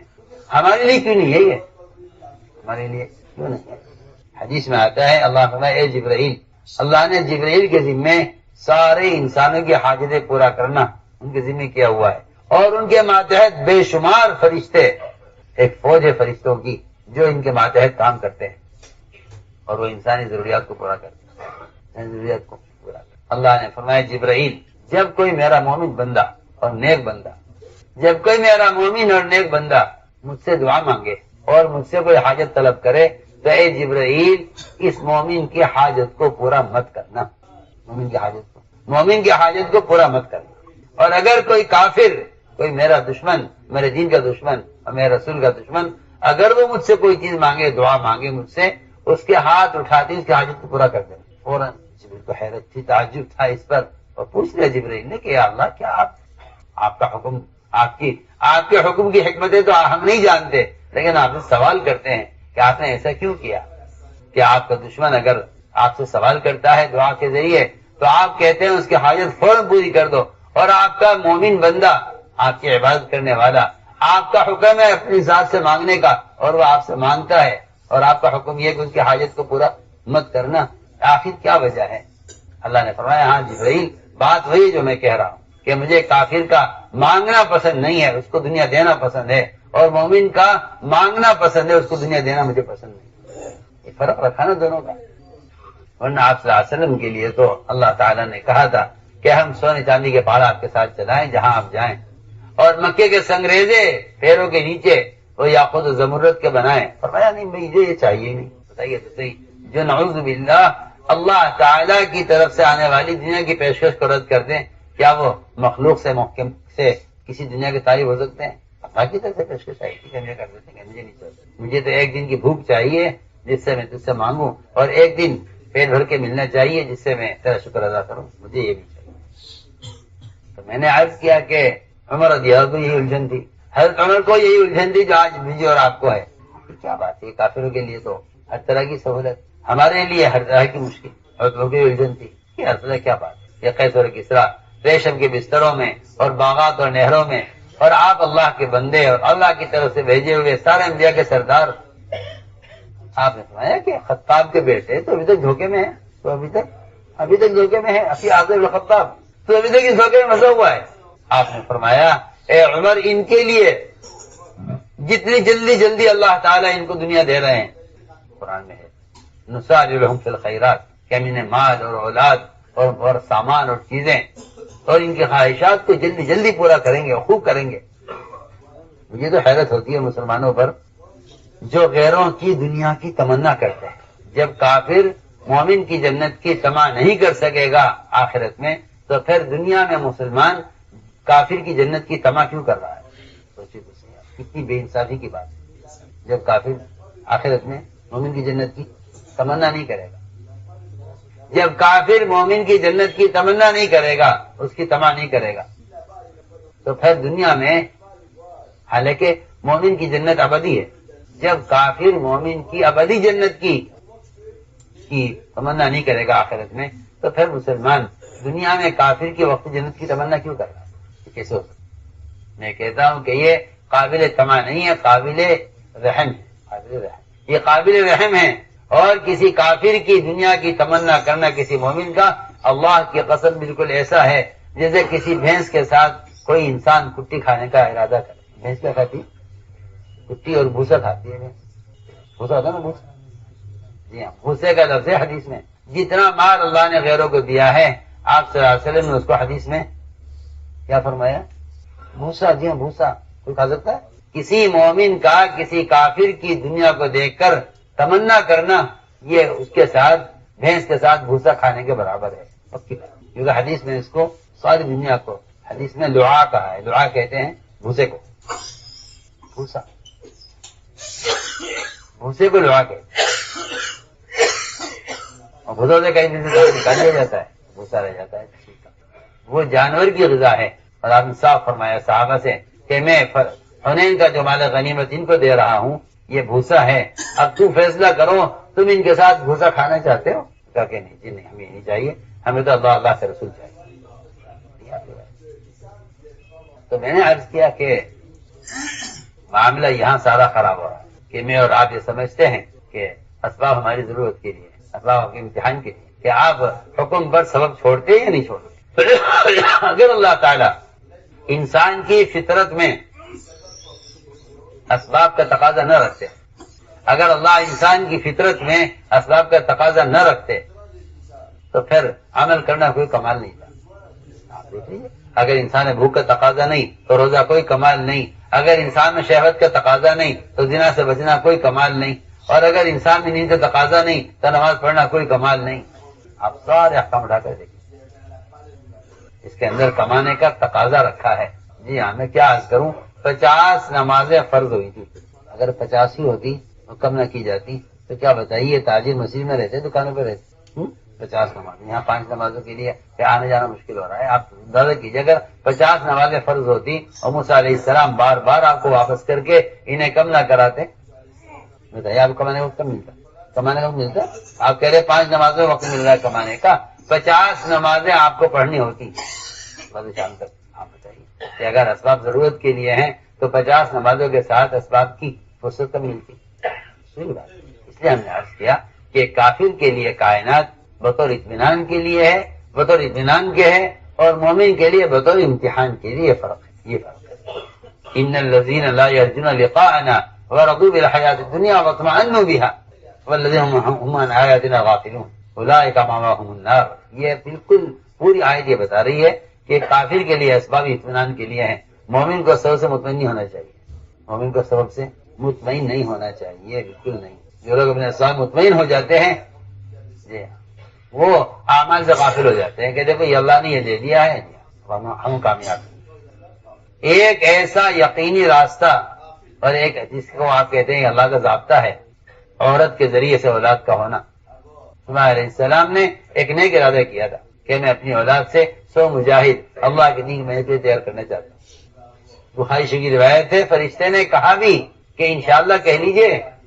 اور میں کیا کہوں آپ سے، آدمی اس وقت تک انشاءاللہ کہتا ہے جب تک اس کے ہاتھ میں اسباب نہیں آ جاتے. جب اسباب آ جاتے ہیں ہاتھ میں تو مسلمان یہ کہتا ہے اب تو اللہ نے اس کام کا ہونا چاہ لیا ہے. اللہ نہ چاہتے تو اسباب بھی نہ دیتے. عجیب بات، اگر اللہ نہ چاہتے یہ کام ہو تو اللہ اسباب بھی نہ دیتے. اللہ نے اسباب دی اس لیے ہے کہ اللہ نے اس کام کو ہونا چاہ لیا ہے. یہ غلط خیال ہے، بہت غلط خیال ہے. یہ بہت غلط خیال ہے. لوگ یہ سمجھتے ہیں کہ اللہ نے اس کام کا ہونا چاہ لیا ہے اس لیے اللہ نے اس کے ہمیں اس کے اسباب دیے ہیں. حالانکہ کسی کام کے ہونے کو چاہنے کے لیے اللہ کا اسباب دینا کوئی ضروری نہیں ہے. وہ جب اس کا کسی کام کو چاہ لیں گے تو آپ کے سبب کے بغیر بھی کر کے دکھائیں گے. اور اگر آپ کو اسباب اللہ نے دے دیے ہیں تو آپ اس بات سے بے فکر مت ہوئیے کہ اللہ نے اس کام کا ہونا چاہ لیا ہے. سنیے تو صحیح، 100 بیویاں اعلیٰ نسل کی، خوب بچے جننے والی، خوب صحت مند، اور بڑی اچھی نیت، بڑا اچھا ارادہ کہ اپنی اولاد میں 100 مجاہد اللہ کے دین کی محنت کے لیے مجھے تیار کرنا ہے. فرشتے نے کہا انشاءاللہ کہہ لیجئے، لیکن سلیمان علیہ السلام بھول گئے کہ 100 بیویوں صحبت کی، ایک کو حمل ٹھہرا، 99 کو حمل نہیں ٹھہرا. اس کا حمل بھی اللہ نے ضائع کرایا بتانے کے لیے کہ تم حمل ہو کر یہ بھی امید مت کرنا کہ ایک اولاد کم سے کم میرے قبضے میں ہے کہ نہیں، ایک اولاد بھی میرے قبضے میں ہے. ہم جب چاہیں گے ضائع کریں، ہم جب چاہیں گے. ساری دنیا کے ماؤں کے رحم ہر آن ہر لمحہ اللہ کے علم اور قبضے میں ہے، اور اللہ تعالیٰ ہر لمحہ جانتے ہیں کس عورت کے رحم میں بچہ اس وقت کس حالت میں ہے، اس کو باقی رکھنا ہے یا ختم کرنا ہے، یہ ہر وقت اللہ کے علم میں. یہ تو بیچارے اس زمانے کے جاہل قسم کے مسلمان ہیں جو قرآن کو سمجھتے نہیں اور کہتے ہی ہیں کہ جی ہم بتا دیں گے پیٹ میں کیا ہے، اور اللہ کہہ رہے کہ اللہ کے علاوہ کسی کو پتہ ہی نہیں ہے پیٹ میں کیا ہے. ہاں، اتنی جاہل ہے یہ اتنے جاہل ہیں کہ یہ اللہ تعالیٰ کے مقابلے میں علم غیب کا دعویٰ کر بیٹھے اپنے حالات کی وجہ سے. کہتے ہیں اردو کے زمانے کی باتیں کر رہے ہیں، سائنس کا زمانہ ہے، ہم بتا دیں گے آلے سے کہ پیٹ میں لڑکا ہے لڑکی ہے. اور اللہ، اور تم قرآن پڑھتے ہو کہ نہیں جی قرآن میں یہ ہے کہ اللہ کے سوا کوئی نہیں جانتا کہ پیٹ میں کیا ہے. یعلم ما فی الارحام، اللہ کے سوا کوئی نہیں جانتا پیٹ میں کیا ہے، رحم میں کیا ہے. اور آپ تو اس زمانے کی باتیں کر رہے ہیں. یہ قرآن آج کا تھوڑی ہے، تو اس زمانے کا ہے جب سائنس نے ترقی نہیں کی. جب سائنس ترقی کر گئی ہے اب تو ہم بتا دیں گے پیٹ میں کیا ہے. ارے جاہل کہیں کے، یہاں قرآن کی آیت میں سوال ہی نہیں ہے لڑکے کا یا لڑکی کا. آپ جتنی کوشش کر کے الٹرا ساؤنڈ کر کے بتا رہے کہ لڑکا ہے لڑکی ہے، یہاں لڑکے لڑکی کا سوال ہی نہیں ہے. یہاں سوال یہ تھا کہ اس بچے کی کیا عمر ہے، اس کی کیا آمدنی ہوگی، یہ کیا کرے گا، یہ مومن ہوگا یا فاسق ہوگا، اس کی عمر کتنی ہوگی، یہ کل کیا کمائے گا، یہ کہاں مرے گا، یہ کسی کو معلوم نہیں ہے. اور آپ اس چکر میں ہیں کہ جی قرآن میں تو یہ ہے کہ ہم بتا دیں گے لڑکا ہے لڑکی ہے، اور قرآن یہ کرانی کسی کو پتہ نہیں پیٹ میں کیا ہے. حضرت علی سے کہا ایک نجومی نے، حضرت علی سے کہا کہ نجومی نے کہ میں آپ کو بتا رہا ہوں، آپ اس وقت نہ نکلیے، آپ کو نقصان ہوگا. میں کہتی ہے غیب کا کیا علم ہے، غیب کا علم اللہ کو ہے. اس نے کہا میں بتا دوں گا آپ کی گھوڑی کے پیٹ میں نر ہے یا مادہ ہے. حضرت علی کی گھوڑی اس وقت حاملہ تھی. اللہ کے لیے بتا دوں گا گھوڑی کے پیٹ میں کیا ہے، لڑکا ہے نر ہے یا مادہ ہے۔ حضرت نے فرمایا تیرے کہنے کے اگر مطابق ہو جائے، پھر کوئی یہ کہے کہ تو نے صحیح کہا ہے، اس کا بھی ٹھکانہ جہنم ہے، اس کا ٹھکانہ جہنم، تیری بات کی تصدیق کرے۔ اس نے کہا میں بتا دوں گا کہ آپ کی گھوڑی کے پیٹ میں نر ہے یا مادہ ہے۔ نے کہا کہ اگر تو بتا دے اور تیرے کہنے کے مطابق ہو جائے تب بھی اس تیری بات کی تصدیق کرنے والے کا ٹھکانہ جہنم ہے، ہم اس لیے تیری بات کی انکار کرتے۔ میں نے عرض کیا کہ آدمی کو جب تھوڑی سی کامیابی اللہ دکھلا دیتے ہیں کسی کام میں، تھوڑی سی کامیابی، وہ سمجھتا ہے کہ میں کامیاب ہو گیا ہوں۔ ادھر سلیمان علیہ السلام کا یہ ارادہ اور 99 عورتوں کا حمل نہ ٹھہرنا، ایک عورت کا حمل ٹھہرا، وہ حمل بھی جان پڑنے سے پہلے ضائع ہو گیا، جان پڑنے سے پہلے ہی ضائع، جان نہیں پڑی بچے، دائیں نے لا کر کرسی پر ڈالا کہ جی لیجیے یہ پیدا ہوا ہے، وہ بھی اس ایک عورت سے جس کو حمل ٹھہر گیا تھا، لہذا 100 کی 100 عورتوں کے لیے اس سے کوئی بچہ نہیں پیدا ہوا۔ صحیح روایت ہے بخاری شریف کی، آپ نے فرمایا اللہ رحم کرے میرے بھائی سلیمان پر، اگر انشاءاللہ کہہ لیتے ساری عورتوں سے گھڑ سوار اللہ کے مجاہد پیدا ہوتے، ساری عورتوں سے بیٹے پیدا ہوتے اور سارے بیٹے مجاہد ہوتے اللہ کے راستے، اگر انشاءاللہ کہہ لیتے، مگر اس وقت یاد نہیں رہا کہ انشاءاللہ کہنا ہے، اس وقت انشاءاللہ کہنا یاد نہیں رہا، کیونکہ آدمی جب اسباب پر اس کو اللہ تعالیٰ ہلکا سا غلبہ یا ہلکا سا اختیار دے دیتے ہیں اور وہ سمجھ لیتا ہے کہ ہاں سارا نظام مرتب ہے، تو یہی نظام ظاہری اس کو اللہ کی یاد بھلا دیتا ہے اور وہ سمجھ لیتا ہے کہ بس اب کام ہو گیا ہے، اللہ نے اس کام کا ہونا چاہ لیا ہے، اللہ نے اس کام کا ہونا چاہ لیا ہے، حالانکہ اللہ تعالیٰ کا چاہ لینا اسباب کا مہیا نہیں ہونا نہیں۔ میں کیا عرض کروں آپ سے، اللہ کا چاہ لینا اسباب کا مہیا ہونا نہیں ہے، اسباب اللہ کی مشیت کہاں ہے، اللہ کی مشیت کہاں ہے؟ دیکھو میں آپ سے اللہ تعالیٰ کی مشیت کو اس کے احکام میں تلاش کرو، اللہ کی مشیت کو احکام میں تلاش کرو، اللہ کی مشیت کو اس کے احکام میں تلاش کرو، اسباب میں نہ تلاش کرو۔ یہ نہ دیکھو اللہ نے اس کام کو ہونا چاہ لیا کیونکہ اسباب مہیا ہو گئے، ایسا نہیں، اس کی مشیت کو اس کے احکام میں تلاش کرو۔ اس کا مطلب یہ ہے کہ آپ تو حکم پورا کر دیں، آپ تو حکم پورا کر دیں کہ اللہ تیرا حکم تھا میں نے پورا کر دیا اور میں کامیاب ہوں، حکم پورا کر دیا۔ میں ایک واقعہ کرتا ہوں آپ سے، آپ کو حیرت ہوگی، ایک صاحب نے مولانا صاحب کو خط تار کیا، تار کہ جی بچہ حمل سے ہے بیوی اور بچہ پیٹ میں پھنس گیا ہے اور الٹ گیا ہے اور بچہ اور ماں دونوں خطرے میں، ڈاکٹر کہتے ہیں آپریشن کرنا پڑے، وہ بہت پریشان ہو جاتا۔ فوراً جواب دیا کہ فوراً سب سے پہلے صدقہ کر دو اور 2 رکعت نماز پڑھ کے اللہ تعالیٰ سے معاملے کو اللہ کے حوالے کر دو۔ میرا اور آپ کا تو معمول یہ ہے کہ سبب بناؤ، پھر سبب بنا کر اللہ کے سامنے پیش کرو کہ اللہ یہ ڈاکٹر بھی ہے اور یہ سبب بھی ہے اور یہ دوا بھی ہے، یہ تو میں نے کر لیا ہے، باقی کام شفا تیرے قبضے میں ہے۔ میں کہتا ہوں یہ کام ایک کافر بھی کر رہا ہے، ایک مشرک بھی کر رہا ہے، میرا آپ کا کرنے کیا کمال ہے؟ ایک مشرک بھی کر رہا ہے، ایک کافر بھی کر رہا ہے، اس کا بھی کہنا یہی ہے کہ دنیا دار الاسباب ہے، سب ہم بنائیں گے، کام اللہ بنائیں گے۔ یہ ایک مشرک دماغ کا کہنا بھی یہی ہے کہ میں آپ کا علاج کروں گا، میرے پاس علاج آپ کا ہے مگر شفا اللہ کے ہاتھ میں۔ میں اور آپ بھی اسی دھوکے میں ہیں سب کہ سبب بنانا میرے ذمہ ہے، کام کرنا اللہ کے ذمہ ہے، کیونکہ قدرت اللہ کی قدرت سے کام ہوگا، بے شک اللہ کی قدرت سے ہوگا، مگر قدرت کس کے ساتھ ہے؟ فرق یہ ہے، میں اور آپ کہتے ہیں کہ قدرت سبب کے ساتھ ہے، انبیاء کہتے ہیں نہیں قدرت عمل کے ساتھ ہے، یہ فرق ہے۔ مشرک یہ کہتا ہے کہ قدرت شکل کے ساتھ، آپ بڑا کمال سمجھتے ہیں اس باتیں کہنے کو منبر بیٹھ کے کہ اللہ کرنے والے ہیں، اللہ کرنے والے ہیں، حالانکہ مشرکین مکہ بھی یہ کہتے تھے کہ متصرف صرف اللہ کی ذات ہے، متصرف صرف اللہ کی ذات ہے۔ آپ پڑھیے قرآن، آپ کو قرآن میں جگہ جگہ ملے گا متصرف صرف اللہ کی ذات ہے، متصرف صرف اللہ کی ذات ہے۔ آپ صلی اللہ علیہ وسلم نے کئی مشرکوں سے ثابت ہے پوچھنا، آپ نے پوچھا کفار سے، مشرکین سے، بتاؤ تم پھنس جاتے ہو کہیں سمندر کے طوفان میں، یا تم پر کوئی مصیبت آ جاتی ہے، تمہارا مال ہلاک ہو جاتا ہے، بتاؤ تمہاری پریشانی کون دور کرتا ہے؟ کہ وہ تنہا اللہ کر رہا ہے جو آسمانوں میں۔ قرآن پڑھیے، فرق کیا ہے؟ ایک مشرک کا یہ کہنا کہ اللہ کرتے ہیں، ایک مومن کا یہ کہنا کہ اللہ کرتے ہیں، کیا فرق ہے دونوں میں؟ دونوں کہہ رہے اللہ سے ہوتا ہے، فرق کیا ہے؟ ہونا چاہیے نا فرق تو بھائی، جس طرح مومن اور کافر میں فرق ہے، مومن مشرک میں فرق ہے، اس طرح اس بات میں تو فرق ہونا چاہیے نا۔ یہ تو ہے نہیں کہ مشرک یہ کہتا ہو کہ نہیں اللہ سے نہیں ہوتا، مشرک بھی کہہ رہا ہے اللہ سے ہوتا ہے، مومن کہتا ہے اللہ سے ہوتا ہے، دونوں کے کہنے میں فرق کیا ہے؟ میں آپ کو بتانا چاہتا ہوں، فرق یہ ہے کہ مومن یہ کہتا ہے کہ میں نے حکم پورا کر دیا، اللہ کرنے والے. مشرک یہ کہتا ہے کہ میں نے اسباب پورے کر لیے، اب اللہ کرنے والے. دونوں میں یہ شکل بنا کر کہے گا کہ اللہ کرنے والے ہیں، یہ عمل پیش کر کہے گا کہ اللہ کرنے والے ہیں. ہم نے کبھی سوچا ہی نہیں. ہم یہ سمجھتے ہیں اسباب کے اعتبار سے دنیا میں مومن اور مشرک سب برابر ہے. تاجر یہ بھی ہے، تاجر یہ بھی ہے، زمیندار یہ بھی ہے، زمیندار یہ بھی ہے. یہ بھی بیچارہ سبب بنا کر کہتا ہے کہ اللہ سے ہوتا ہے، اور مسلمان بھی سبب بنا کر کہ اللہ سے ہوتا ہے. تو عمل کا قصہ تو ختم ہو گیا. عمل کا قصہ تو ختم ہی ہو گیا نا.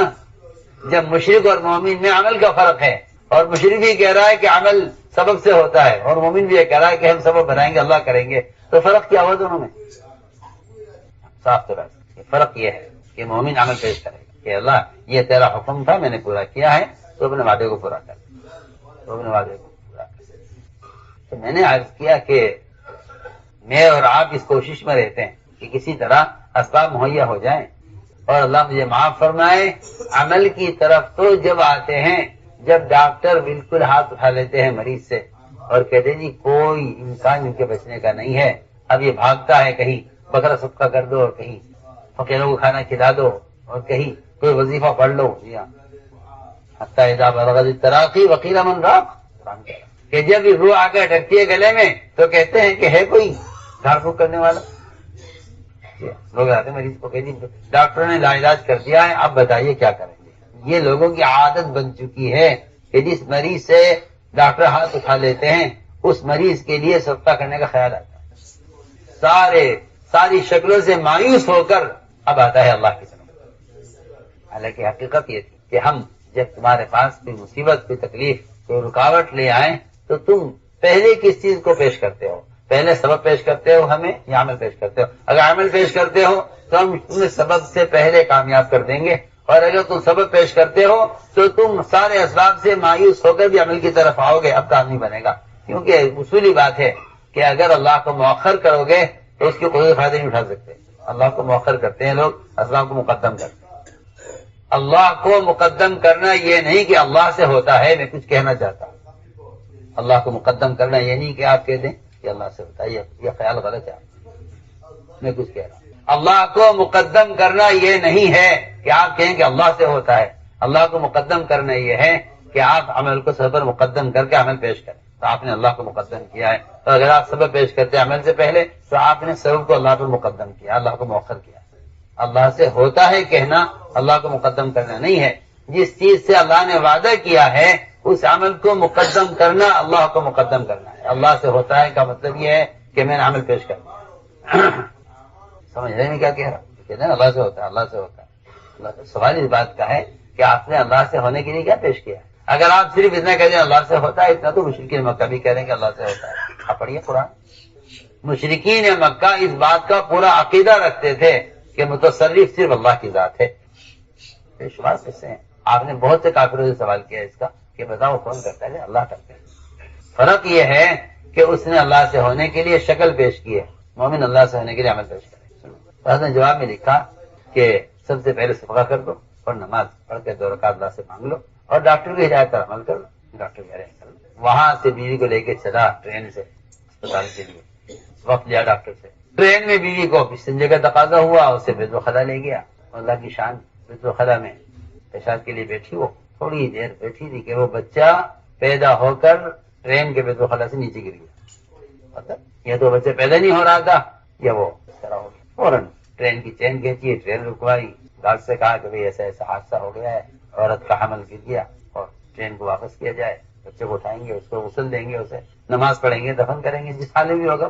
ٹرین واپس ہوئی تو بچہ دونوں لائنوں کے درمیان پڑا ہوا تھا. کوئی خراش، کوئی چوٹ بچے پر نہیں. وہاں سے اٹھایا بچے کو، اسی ٹرین پکڑی، گھر واپس. آپ کہتے ہیں یہ تو اتفاقی چیزیں ہیں، کسی کے ساتھ ہو گیا ہوگا. جی یہ ہے عمل کا انکار کرنے والے. یہ ہے عمل کا انکار کرنے والے. یہ کہیں گے اتفاقی چیزیں ہیں میاں، ان سے کیا باتوں سے کیا ہوتا ہے. جہاں آپ کو اسباب ملتے ہیں وہاں پر اللہ سے امید ہوتی ہے، جہاں اسباب نہیں ہوتے وہاں پر اللہ سے نا امید ہوتے ہیں. اس کا مطلب یہ ہے کہ آپ نے اپنے اللہ کے درمیان شکلوں کو ذریعہ بنایا ہوا ہے. جہاں شکل ہوتی ہے وہاں اللہ سے امید ہوتی ہے، جہاں شکل نہیں ہوتی وہاں اللہ سے امید نہیں ہوتی. اس روش پر میں اور آپ چل رہے ہیں. بس یہ ہم نے راستہ پکڑا ہوا ہے. آپ ہی کہتے ہیں کہ اللہ نے اسباب دیے ہیں، تو اللہ بات ہے کہ اللہ تعالیٰ چاہتے ہیں کام ہو جائے، اور میں یہ کہہ رہا ہوں کہ اللہ اسباب اس امتحان کے لیے دیتے ہیں، ہم دیکھنا چاہتے ہیں کہ تم اس حال میں حکم برا کرتے ہو یا نہیں۔ اس لیے میں نے عرض کیا دوستوں، میری ساری بات کا خلاصہ یہ ہے کہ جو رکاوٹیں پیش آئیں گی اللہ دیکھنا چاہتے ہیں میرا بندہ کیا پیش کرتا ہے۔ وہ 3 آدمی جو غار میں پھنسے تھے اور چٹان نے دروازہ بند کیا تھا، انہوں نے تینوں اپنا اپنا عمل پیش کیا،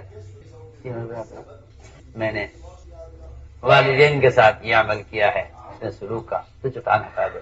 میں نے ججا کی لڑکی کے پر احسان کیا ہے اور اس کے ساتھ خیانت نہیں کی اور زنا نہیں کیا تو چٹان ہٹا دے۔ میں نے مزدور پر احسان کیا ہے، اس کی مزدوری کی آمدنی ساری اس کو دی ہے، اے اللہ تو چٹان ہٹا دے۔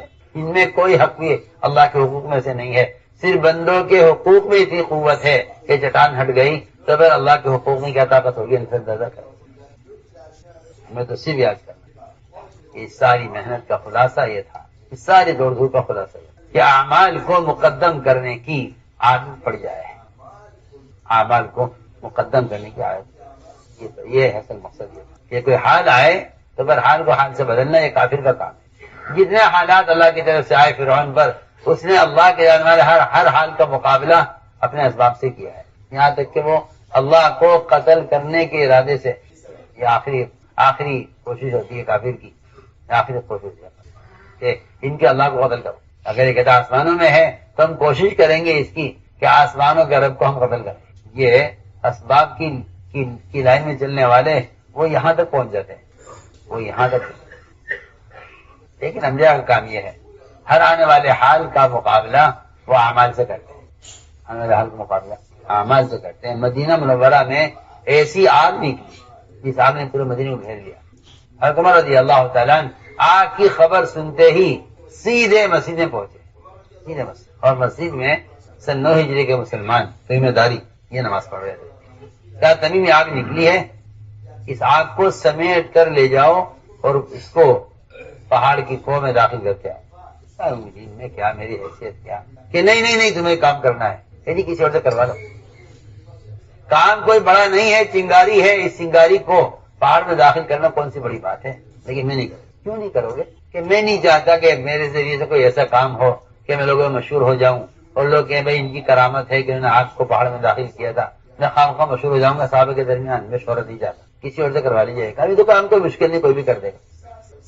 یہ نہیں ہوا کہ بھائی بڑے موجود ہیں چھوٹے کس طرح کریں گے، حضرت عمر موجود ہیں، حضرت عمر جیسا آدمی، کیا کہ نہیں کوئی پرانے صحابی کرے، عام آدمی کا کام نہیں ہے۔ نہیں، وہاں ہر آدمی کو اللہ سے کام کرانے کا کہ ہر ایک کو یہ استعداد موجود ہے کہ ایک سن 9 ہجری کا مسلمان جس کو شاید سال بھی برا نہ ملا آپ کی صحبت کا کہ وہ اس کام کو کر سکتے۔ سن 9 ہجری مسلمان ہوئے، آپ کی وفات ہو گئی، ان کو آخر زمانہ ملا ہے آپ کی صحبت۔ یہ آگ کو ایسا سمیٹ کر لے گئے پہاڑ کی قوم میں، حضرت فرماتے ہیں کہ جس نے دیکھا ہے بس وہی جانتا ہے، سننے والا اور خبر دینے والا دیکھنے والے کے برابر نہیں ہو سکتا، جیسے خبر کرنا ہے۔ میں نے دیکھا، کیا بات ہے؟ بات یہ ہے کہ جو عمل کو مقدم کرتے ہیں اللہ تعالیٰ اسباب کو ان کے تابع کرتے ہیں، اور جو عمل کو مؤخر کرتے ہیں اللہ اسباب کو ان کے خلاف کرتے ہیں۔ ٹھیک ہے، جس طرح آپ اللہ تعالیٰ کے تابع ہیں، اللہ کے ساری شکلیں اللہ تعالیٰ کے تابع ہیں، جہاں حکم ٹوٹتا ہے وہاں سبب کو مخالف کرتے ہیں۔ اس لیے ان بتوں سے جو کفار امید رکھتے تھے یہ سارے کے سارے بت قیامت میں ان کفار کے خلاف ہو جائیں گے۔ یہ سارے بت جو دنیا میں ان کے معبود ہیں وہ آخرت میں کہہ دیں گے، سارے پتھر سارے بت کہ ہم تو اللہ کی عبادت کرتے تھے، یہ ہماری عبادت کرتے تھے، صاف کہہ دیں گے کہ ہم تو اللہ کی پوجا کرتے تھے اور یہ ہماری پوجا کرتے تھے۔ جن شکلوں سے انہیں ساری امیدیں ہیں وہ شکلیں بھی یہ کہیں گی کہ ہم تو اللہ کے تابع ہیں۔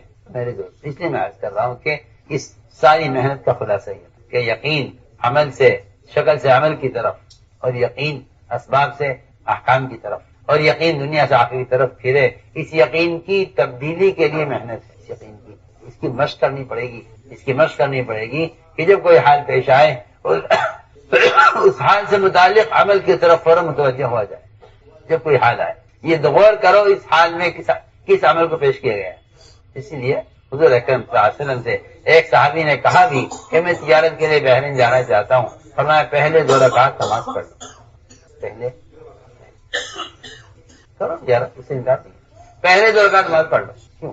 مومن کا کام یہ ہے، مومن کا کام یہ ہے کہ وہ نقصان سے تنگ آ کر عمل کی طرف نہیں آئے گا. یہ تو کافر کا کام ہے کہ جب وہ نقصان سے تنگ آئے گا، نقصان تنگ ہو کر عمل حکم کی طرف آئے گا. مومن کا کام یہ نہیں ہے کہ نقصان سے تنگ آ کر عمل کی طرف آئے، بلکہ مومن کا کام یہ ہے کہ کوئی نقصان آئے تو اس نقصان کے لیے پہلے عمل پیش کرے، نقصان میں بچنے کے لیے پہلے عمل پیش. اس لیے ساری محنت کا خلاصہ یہ ہے کہ یقین شکلوں سے حکموں کی طرف آ جائے. اس لیے فرمایا کرتے تھے جس چیز میں کمال حاصل کرنا چاہتے ہو باعتبار یقین کے، اور جس چیز میں ترقی کرنا چاہتے ہو اس کو بصفت تبلیغ کرو. اور بصفت تبلیغ کرنا یہ ہے کہ اس کی دوسروں کو خود دعوت دو، اس کی دوسروں کو خود دعوت دو. اور ضروری بات عرض کرتا ہوں کہ دعوت عبادت کی طرح وہ عمل ہے جو کسی ذریعے سے ادا نہیں ہو سکتا. دعوت عبادت کی طرح وہ عمل ہے، دعوت عبادت کی طرح وہ فریضہ ہے جو کسی اور ذریعے سے ادا نہیں ہو سکتا. نماز وہ فریضہ ہے جو آپ کے بدن کے استعمال کے بغیر ادا نہیں ہو سکتا. آپ دنیا کی کوئی چیز لے آؤ، کوئی طاقت لے آؤ، کسی بادشاہ کو لے آؤ تمہاری جگہ نماز پڑھ لے، اپنی اولاد کو لے آؤ، اپنے ملازم کو لے آؤ، کوئی شکل نہیں آپ کے بدن کے علاوہ جو فریضہ ادا کر سکے آپ کی نماز کا نہیں ہو سکتا. آپ اگر مر بھی گئے تب بھی آپ کی طرف سے کوئی نماز نہیں پڑھ سکتا. مرنے کے بعد اگر آپ کی نمازیں آپ کے ذمہ تھیں تو اس کا مال سے فدیہ دیا جا سکتا ہے، لیکن زندگی میں اگر آپ بے ہوش ہیں تو کوئی آپ کی طرف سے نماز نہیں پڑھے گا، آپ کے پاس نماز نہیں پڑھے گا. نماز تو وہ ہے جو آپ کا بدن پڑھے. میں یہی کہنا چاہتا ہوں کہ اس طرح دعوت وہ فریضہ ہے جو بدن کے استعمال کے بغیر ادا نہیں ہوتا. یہ آپ کو خیال غلط ہے یا آپ کو غلط فہمی ہوئی ہے کہ اور بھی ذرائع ہیں دین کی بات کے پھیلانے کے، اور بھی ذرائع امر معروف نہی منکر کے. نہیں، قسم کھا کر کہہ سکتا ہوں امر معروف نہی منکر وہ فریضہ ہے جو آپ کے اپنے بدن کو استعمال کیے بغیر ادا نہیں ہوگا. اس کو قیمت پر نہیں. آپ کی کتابیں، آپ کے پمفلیٹ، آپ کے اخبار، آپ کے رسائل، اللہ کی قسم کھا کر کہہ سکتا ہوں کوئی چیز مؤثر نہیں ہے، کوئی چیز مؤثر نہیں ہے. آپ کے بدن کا کوئی متبادل نہیں ہے. آپ خود دعوت دیں گے، دعوت کا فریضہ ادا ہوگا. کسی قلم سے دعوت کا فریضہ ادا نہیں ہوگا. صاف صاف بات. لیکن کیونکہ اس زمانے میں رواج غالب آ رہا ہے سنت پر، کیا تعلیم، کیا دعوت، کیا ذکر، کیا تلاوت، ہر چیز پر رواج غالب ہے. ہر چیز پر رواج غالب ہے. عادات پر بھی رواج، عادات پر تو رواج غالب ہو ہی گیا تھا، ضروریات پر تو رواج غالب ہو ہی گیا تھا کہ آپ ہر طریقے سنت کا متبادل لا رہے ہیں. آپ ہر طریقے سنت کا متبادل لا رہے ہیں رواج سے، اور ہر لائن کا رواج نصرانیت کو غالب کر رہا ہے سنت پر. آپ کا لباس، آپ کی شکل، آپ کا کھانا پینا، آپ کی شادیاں، وہ جواز کی پٹی بندھی ہوئی ہے آج کل کے لوگوں کی آنکھوں پر کہ جائز ہے، یہ بھی جائز ہے، یہ بھی جائز ہے. اور یہ جواز کی پٹی تمہیں سنتوں کے مردہ کرنے کے لیے استعمال کریں. یہ سنتیں جو مردہ ہو رہی ہیں اس کی صرف جواز کی پٹی آپ کی آنکھوں پر ہے، اور یہ آپ کا اندھا پن ہے کہ آپ جائز کام کرنا چاہتے ہیں، جائز کے آپ فتوے دیتے ہیں. آپ جائز پر ہی چلنا چاہتے ہیں، اور جائز پر چلنا ہی آدمی کو حرام کے اس کے درمیان سے کی رکاوٹ کو ختم کر رہا ہے. اور یہ بات حقیقت ہے کہ جس جائز کام کو آپ کرتے چلے جائیں گے آپ کے اور حرام کے درمیان کی رکاوٹیں ختم ہوتی چلی جائیں گی. کیونکہ حرام کے اور آپ کے درمیان جو دیوار ہے، جو رکاوٹ ہے، وہ کیا ہے؟ جائز چیزوں کو، جائز چیز کو چھوڑنا. یہ نہیں جائز پر عمل کرنا، نہیں، جائز کو چھوڑنا. تم جائز کو چھوڑو گے تو تم حرام سے بچ سکو گے. اگر جائز پر چلو گے تو آپ کے حرام کے درمیان کی رکاوٹ ختم ہو جائے گی. بہت ضروری بات سمجھ کر آپ کا خیال یہ ہے کہ نہیں اور بھی ذرائع ہیں دین کی بات کے پہنچانے کے. ہم صاف بات کرتے ہیں کہ جس طرح نماز کے لیے بدن کا کوئی متبادل نہیں، اس طرح دعوت کے لیے بدن کا کوئی متبادل نہیں. آپ قلم کے ذریعے امر معروف کرنا چاہتے ہیں، یہ قلم کا کام نہیں. آپ قلم کے ذریعے نہی منکر کرنا چاہتے ہیں، یہ قلم کا کام نہیں. پہلے آپ کوئی ایسا آلہ لائیے جو آپ کی طرف سے نماز ادا کرے. آپ کی طرف سے آپ کوئی آلہ لائیے، کوئی مشین لائیے آپ ایسی جو آپ کی طرف سے نماز ادا کرے. ہم دیکھتے ہیں آپ نہیں لا سکتے، قیامت تک بھی آپ کوئی آلہ نہیں لا سکتے جو آپ کی نماز ادا کر دے. تو اگر آپ کوئی آلہ ایسا نہیں لا سکتے جو آپ کی طرف سے دعوت ادا کر دے. دعوت کا فریضہ نماز کی طرح بدن کا استعمال سے، نماز بدن کے استعمال سے ادا ہوتا ہے نماز کی طرح. جس طرح نماز کے لیے بدن کا استعمال ہے، اس طرح امر معروف کے لیے بدن کا استعمال. کوئی قلم، کوئی کتاب اس کا متبادل نہیں ہے. کتابوں میں معروفات کا علم ہے، کتاب امر معروف کا ذریعہ. کتاب میں منکرات کا علم ہے، قلم سے منکرات کا علم پیش کیا جا سکتا ہے. منکرات کی معلومات آپ کو مہیا ہو سکتی ہے قلم سے. اسے بھی جاننے کے لیے کہ معروفات کیا ہیں، منکرات کیا ہیں، مگر معروفات پر چلنے کی استعداد اور منکر سے بچنے کی استعداد پیدا نہیں ہوگی جب تک آپ اپنی ذات سے معروف نہیں کریں گے، منکر نہیں کریں گے۔ قرآن نے صاف کہہ دیا ہے کہ جو لوگ یہ دو کام نہیں کریں گے وہ خسارے سے نہیں بچ سکتے۔ قرآن نے قسم کھا کر کہا ہے، ہر زمانے میں، ہر زمانے کی بات ہے یہ، قرآن نے زمانے کی قسم کھا کر کہا ہے، والعصر انسان لفی خسر، کہ ساری انسان خسارے میں سوائے ان لوگوں کے جو چار کام کریں وہ خسارے سے بچیں گے۔ ایمان لائیں، اپنے ذات سے نیک اعمال کریں، اس کے ساتھ دو شرطیں اور ہیں نجات کے لیے کہ دوسروں کو اعمال پر آمادہ کریں اور دوسروں کو منکر سے بچانے کی کوشش کریں۔ یہ چار کام جو کریں گے وہ بچیں گے خسارے سے، جو چار کام کریں گے وہ بچیں گے۔ اس لیے ہم نے عرض کیا کہ اعمال پر یقین جب آتا ہے، جب اس عمل کو لوگوں کے سامنے بطور یقین کے پیش کیا جاتا ہے۔ عمل کی دعوت اس لیے ہے تاکہ میرا اپنا یقین عمل پر آئے۔ اس لیے ہم نے عرض کیا کہ یہ جس زمانے میں ایک دھوکہ لگا ہے مسلمانوں کو کہ دین کی بات کے پہنچانے کا کوئی ایک طریقہ نہیں ہے اور بھی ذرائع ہیں، یہ دھوکہ ہے، یہ آپ کو دھوکہ لگا، اور ایسا دھوکہ لگا کہ اب آپ کو دین کی باتیں پہنچانے کے لیے لوگوں تک منکر حالات سے بھی گریز نہیں ہے، منکر حالات کو بھی آپ استعمال کر گزریں گے دین کی بات کو پہنچانے کے لیے، کیونکہ میں عرض کر چکا ہوں کہ جب آپ سنت کو چھوڑ کر رواج کی طرف جائیں گے تو رواج آپ کو حرام تک پہنچائے گا۔ یہ حقیقت ہے، میں کہہ رہا ہوں، رواج آپ کو کہاں تک پہنچائے گا؟ حرام تک پہنچائے گا۔ علماء نے لکھا ہے کہ جو رواجی چیزوں کا استعمال کریں گے اس زمانے کی، وہ معصیت سے بچ نہیں سکیں گے، چاہے کتنے بڑے ولی ہوں، چاہے کتنے بڑے متقی ہوں، چاہے کتنے بڑے دیندار ہوں، وہ گناہ سے اب بچ نہیں سکیں گے۔ اس لیے کہ یہود و نصارہ نے تو ضروریات کو منکرات سے جوڑا تھا، اس زمانے کے بعد لوگوں نے وہ معروفات کو بھی منکرات سے جوڑ دیا ہے، علم کو بھی منکر سے جوڑ دیا۔ میری بات کا اشارہ لوگ سمجھیں گے۔ یہود و نصارہ نے یہ کوشش کی کہ ضروریات کو جوڑو منکرات کے ساتھ تاکہ ہر ضرورت کا پورا کرنے والا منکر و مبتلا ہو۔ دیکھ لیجیے، ایک زمانے میں ٹیلی فون رابطہ کرنے کے لیے تھا، اس میں کوئی گناہ نہیں تھا، صرف آواز سن رہے ہیں، آواز پہنچ رہا ہے۔ آج آپ دیکھ لیجیے کون سی معصیت کا سب سے بڑا سبب ہے جس کو آپ کہتے ہیں نہیں سب سے بڑی ضرورت کی چیز، جس چیز کی آپ کو جتنی ضرورت ہے اس کے ساتھ اتنی بڑی معصیت ضروری ہے۔ اور مسلمانوں میں پڑھے لکھوں میں تو صاف کہتا ہوں، چاہے وہ عالم ہو یا غیر عالم ہو، ان سے جہالت یہ ہوئی ہے اور ان سے حماقت یہ ہوئی ہے کہ انہوں نے علم اور عمل کو منکرات کے آلات سے جوڑا ہے تاکہ اس کی نشر و اشاعت ہو۔ صاف صاف آپ سے کہہ رہا ہوں، آپ کو اچھا لگے برا لگے مجھے اس کی پرواہ نہیں ہے، ذرہ برابر نہیں۔ آپ مخالفت کریں تو آپ سنت کے مخالف ہیں، میرے مخالف نہیں ہیں، آپ سنت کے مخالف ہیں۔ اگر آپ کا خیال یہ ہے کہ نہیں ایسا نہیں ہے تو آپ سنت کے مخالف ہیں، میری مخالفت سے آپ کو کیا ملے گا؟ میرے کیا نقصان ہو؟ آپ رواج کے مؤید ہیں اور جو رواج کا مؤید ہے وہ سنت کا دشمن ہے، جو رواج کی تائید کرے گا وہ سنت کا دشمن۔ حضرت عمر کا قول نقل کر رہا ہوں، میں تو اپنی طرف سے نہیں کہہ رہا، یہ جو رائے پر چلیں گے اپنی رائے پر وہ سنتوں کے دشمن ہوں گے، اور یہ بات صاف نظر آ رہی ہے زبان میں۔ اس لیے ہم کہتے ہیں کہ نشر و اشاعت علم کی، کہ اس کے لیے تو اللہ نے جس طرح صرف نبیوں کو ذریعہ بنایا ہے اس طرح علماء کو ذریعہ بنایا ہے۔ آلات، اخبار، رسائل، کتابیں، یہ نشر و اشاعت، علم کا نشر و اشاعت کا ذریعہ یہ نہیں تھا، یہ تو زمانے میں شروع ہوا، کیونکہ آپ علم کے پہنچانے میں سنت سے ہٹ گئے ہیں، یہ سنت سے ہٹنا آپ کو کسی حرام راستے تک پہنچا کر رہے گا، یہ پکی بات ہے، میں آپ کو دل سے کہہ رہا ہوں، یقین سے کہہ رہا ہوں۔ یہ میرے دوست ساتھیوں، ہر کام کا ایک طریقہ ہے، ہر چیز کی ایک سنت ہے۔ اگر ایک منہ میں لقمہ لینے کا اور استنجے میں طہارت کرنے کا طریقہ متعین ہے تو پھر آپ صلی اللہ علیہ وسلم کی سنت میں دعوت کا اور عبادت کا بھی طریقہ متعین ہے۔ آپ یہ مت کہیے کہ اس کو جس طرح چاہو کر لو، اس کو جس طرح چاہو کر لو۔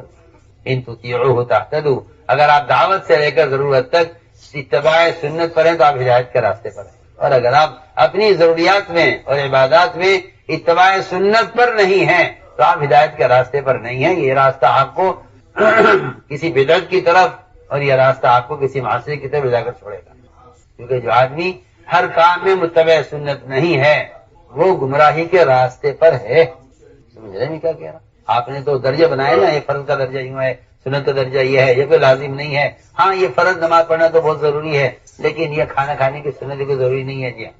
یہ جو آپ نے درجے بنائے ہیں نا، فرض کے، واجب کے اور سنت کے، ان درجوں نے آپ کو بدعت پر ڈالا ہے۔ ورنہ میں صاف سے بات کرتا ہوں کہ جو اہمیت نماز کی ہے، جو اہمیت نماز کی فرضیت کی ہے بالکل، اور جو اہمیت عقیدے کی ہے توحید کی ہے، وہ اہمیت ایک ضرورت کے پورا کرنے کی ہے۔ حدیث اگر آپ پڑھیں گے تو آپ کو اندازہ ہوگا اس کا۔ آپ ہر چیز میں دیکھ لیجیے، تلاوت میں، عبادت میں آپ نے فرمایا کہ ہمیں یہود کی مخالفت کرنی ہے، تم عاشورہ کے 2 روزے رکھو تاکہ تمہارا روزہ یہود کے روزے سے نہ ملے۔ تم نے چاہا، مسلمانوں نے چاہا، صحابہ نے آپ پر ایمان لانے کے بعد، پکے سچے مسلمان ہونے کے بعد کہ جی ہم توریت پڑھنا چاہتے ہیں، ہم توریت پڑھنا چاہتے ہیں، کبھی کبھی پڑھ لیا کریں، ہماری کتاب ہے، ہمارے نبی موسیٰ علیہ السلام جن کو ہم پہلے نبی مانتے تھے پھر آپ پر ایمان لے آئے ہیں، وہ کتاب ہے۔ حالانکہ کتاب آسمانی کتاب ہے، اس پر ایمان لانا میرا آپ کے لیے فرض ہے، قیامت ہمارے مسلمانوں کے لیے فرض ہے کہ وہ توریت پر ایمان لائیں، صرف اس کی تلاوت کی اجازت چاہیے۔ وہ بنی اسرائیل جو اسلام میں داخل ہو گئے اور یہود اسلام لے آئے، اللہ نے فرمایا نہیں، اس سے کام نہیں چلے گا، تمہارا یہ مطالبہ غلط ہے توریت پڑھنے کا، اسلام میں پورے داخل ہو جاؤ، تمہاری دونوں پیر اسلام میں داخل نہیں ہوئے تمہارے لیے۔ جو نمازی پڑھ رہے، روزہ بھی رکھ رہے، زکوٰۃ بھی دے رہے، حج بھی کر رہے، نبی کی صحبت میں سارے اعمال کر رہے، اور صرف توریت پڑھنے کی اجازت طلب کی کہ توریت پڑھنا چاہتے۔ قرآن نے کیا کہا؟ ادخلوا فی السلم کافہ، اسلام میں پورے داخل ہو جاؤ۔ یہ 2 کشتی کا سوار بنو کہ توریت بھی پڑھیں گے، قرآن بھی پڑھیں گے۔ مسلمان 2 غیروں کی رسومات پر عمل کرتا چلا جا رہا، جی ہاں، اور کہتے ہیں مل جل کے رہو، جی ہاں، اللہ مجھے معاف فرمائے۔ اس زمانے کے اچھے دانشور سمجھدار قسم کے لوگ بھی اس چکر میں ہیں کہ باطل سمجھوتا کرو تاکہ حالات ٹھیک ہو جائے۔ نہیں، تم باطل سمجھوتا کرو گے اللہ تعالیٰ ذلت میں ڈالیں گے، اللہ ذلت میں ڈالیں گے۔ اگر تمہارا ارادہ یہ ہے کہ آپس سے مل جل کر گزارا کرو تو اللہ ذلت میں ڈالے گا۔ حضرت صاحب فرمایا تھا اگر میں کرتا تبدیل کروں گا تو اللہ ہمیں ذلیل کریں گے، حالانکہ وہ کرتا نیا کرتا پرانے کرتے کا فرق تھا۔ یہاں تو انگریز کا لباس پہن کر ہی مسلمان عزت چاہتا ہے، اور تمہار اگر نیا کرتا پہنے پرانے کے مقابلے میں تو کہہ رہے اللہ ہمیں ذلیل کریں گے، حالانکہ دونوں کرتے ایک سے، بناوٹ کے اعتبار سے ایک سے، ایک میں پیون ہے ایک نیا ہے، کہ نئے میں ذرا عزت زیادہ ملے گی، پرانے میں ذلت ہوگی۔ تو فرمایا اگر یہ بات ہے تو اللہ ہمیں ذلیل کرے گی۔ میں اس لیے عرض کر رہا ہوں میرے دوستوں، اصل بات یہ تھی کہ امت تک دین خود پہنچاؤ۔ نقل و حرکت اور خروج اور نفر وہ دعوت کا قوام ہے، دعوت کا قوام ہے، سنو نکال، خروج دعوت کا قوام ہے۔ اگر میں آپ سے کہتا ہوں امت تک دین کی بات کے پہنچانے کا، امت تک دین کی بات کے پہنچانے کا اگر انسان کے علاوہ کوئی ذریعہ ہوتا تو اللہ تعالیٰ اس میں تاخیر کرنے پر عذاب کی دھمکی نہ دیتا۔ عذاب کی دھمکی اسی لیے ہے، اللہ کے راستے میں نکلنے میں تاخیر کرنے پر عذاب کی دھمکی سے قرآن بھرا ہوا ہے، حدیثیں بھری ہوئی ہیں۔ یہ تو آپ کا غلط خیال ہے کہ وہ تو قتال کے لیے تھا، قتال نہیں ہے، آپ کا خیال بالکل غلط۔ آپ کی ناواقفیت اور آپ کا علم سے ناواقف ہونے کی علامت ہے یہ کہ آپ کہتے ہیں کہ یہ قتال سے متعلق آیت ہے۔ صاف صاف اللہ کے راستے کا نفر اللہ کا امر ہے، اور اس نفر میں تاخیر کرنا اللہ کے عذاب کو دعوت دینا ہے۔ قتال ہو یا نہ ہو، قتال سے کیا تعلق ہے؟ کیونکہ اللہ کے راستے کا جو نفر ہے وہ لوگوں کو دین کی دعوت دینے کے لیے ہے، اگر اس میں تاخیر ہوگی تو عذاب آئے گا۔ آپ سمجھتے ہیں تبلیغ جماعت دین سیکھنے کے لیے، ہم کہتے ہیں تبلیغ جماعت ارتداد کو روکنے کے لیے۔ آپ کا خیال غلط ہے، بالکل غلط خیال ہے۔ آپ اس کام کو سمجھے ہی نہیں ہے، آپ کام سے اپنے اندازے لگا رہے ہیں، آپ سمجھے ہی نہیں اس کام کو۔ امت کو ارتداد سے روکنے کے لیے خروج ہے، اس میں جو نئے لوگ آئیں گے ان کی نماز بھی ٹھیک ہو جائے گی، کلمہ بھی ٹھیک ہو جائے گا، روزے بھی رکھنے لگیں گے، عمل کے ماحول میں رہ کر عبادت کا بھی شوق پیدا ہو جائے گا۔ یہ سب چیزیں ضمن ہے۔ جاؤ جاؤ جاؤ جاؤ، سمجھے میری بات؟ نہیں سمجھے؟ آپ سب کے ذہنوں میں بیٹھا ہوا ہے کہ جماعت میں نکلنا کوئی ضروری نہیں ہے، یہ چلے 4 مہینے کوئی ضروری نہیں ہے، دین ہونا چاہیے۔ ارے نبی کی بعثت کا مقصد دین ہے تو کیوں نہیں بیٹھ گئے مدینے میں؟ دین سیکھتے سکھلاتے کیوں پھرے؟ کیوں آیت نازل ہوئی؟ اگر نکلنے میں تاخیر کرو گے تو اللہ کا عذاب آئے گا۔ کیوں کہا قرآن نے؟ اس لیے کہ دین موقوف ہے خروج پر، دین موقوف ہے نفر پر، جس طرح نماز موقوف ہے طہارت پر، بالکل اسی طرح نماز موقوف ہے طہارت، دین موقوف ہے دعوت پر، دعوت موقوف ہے نفر پر۔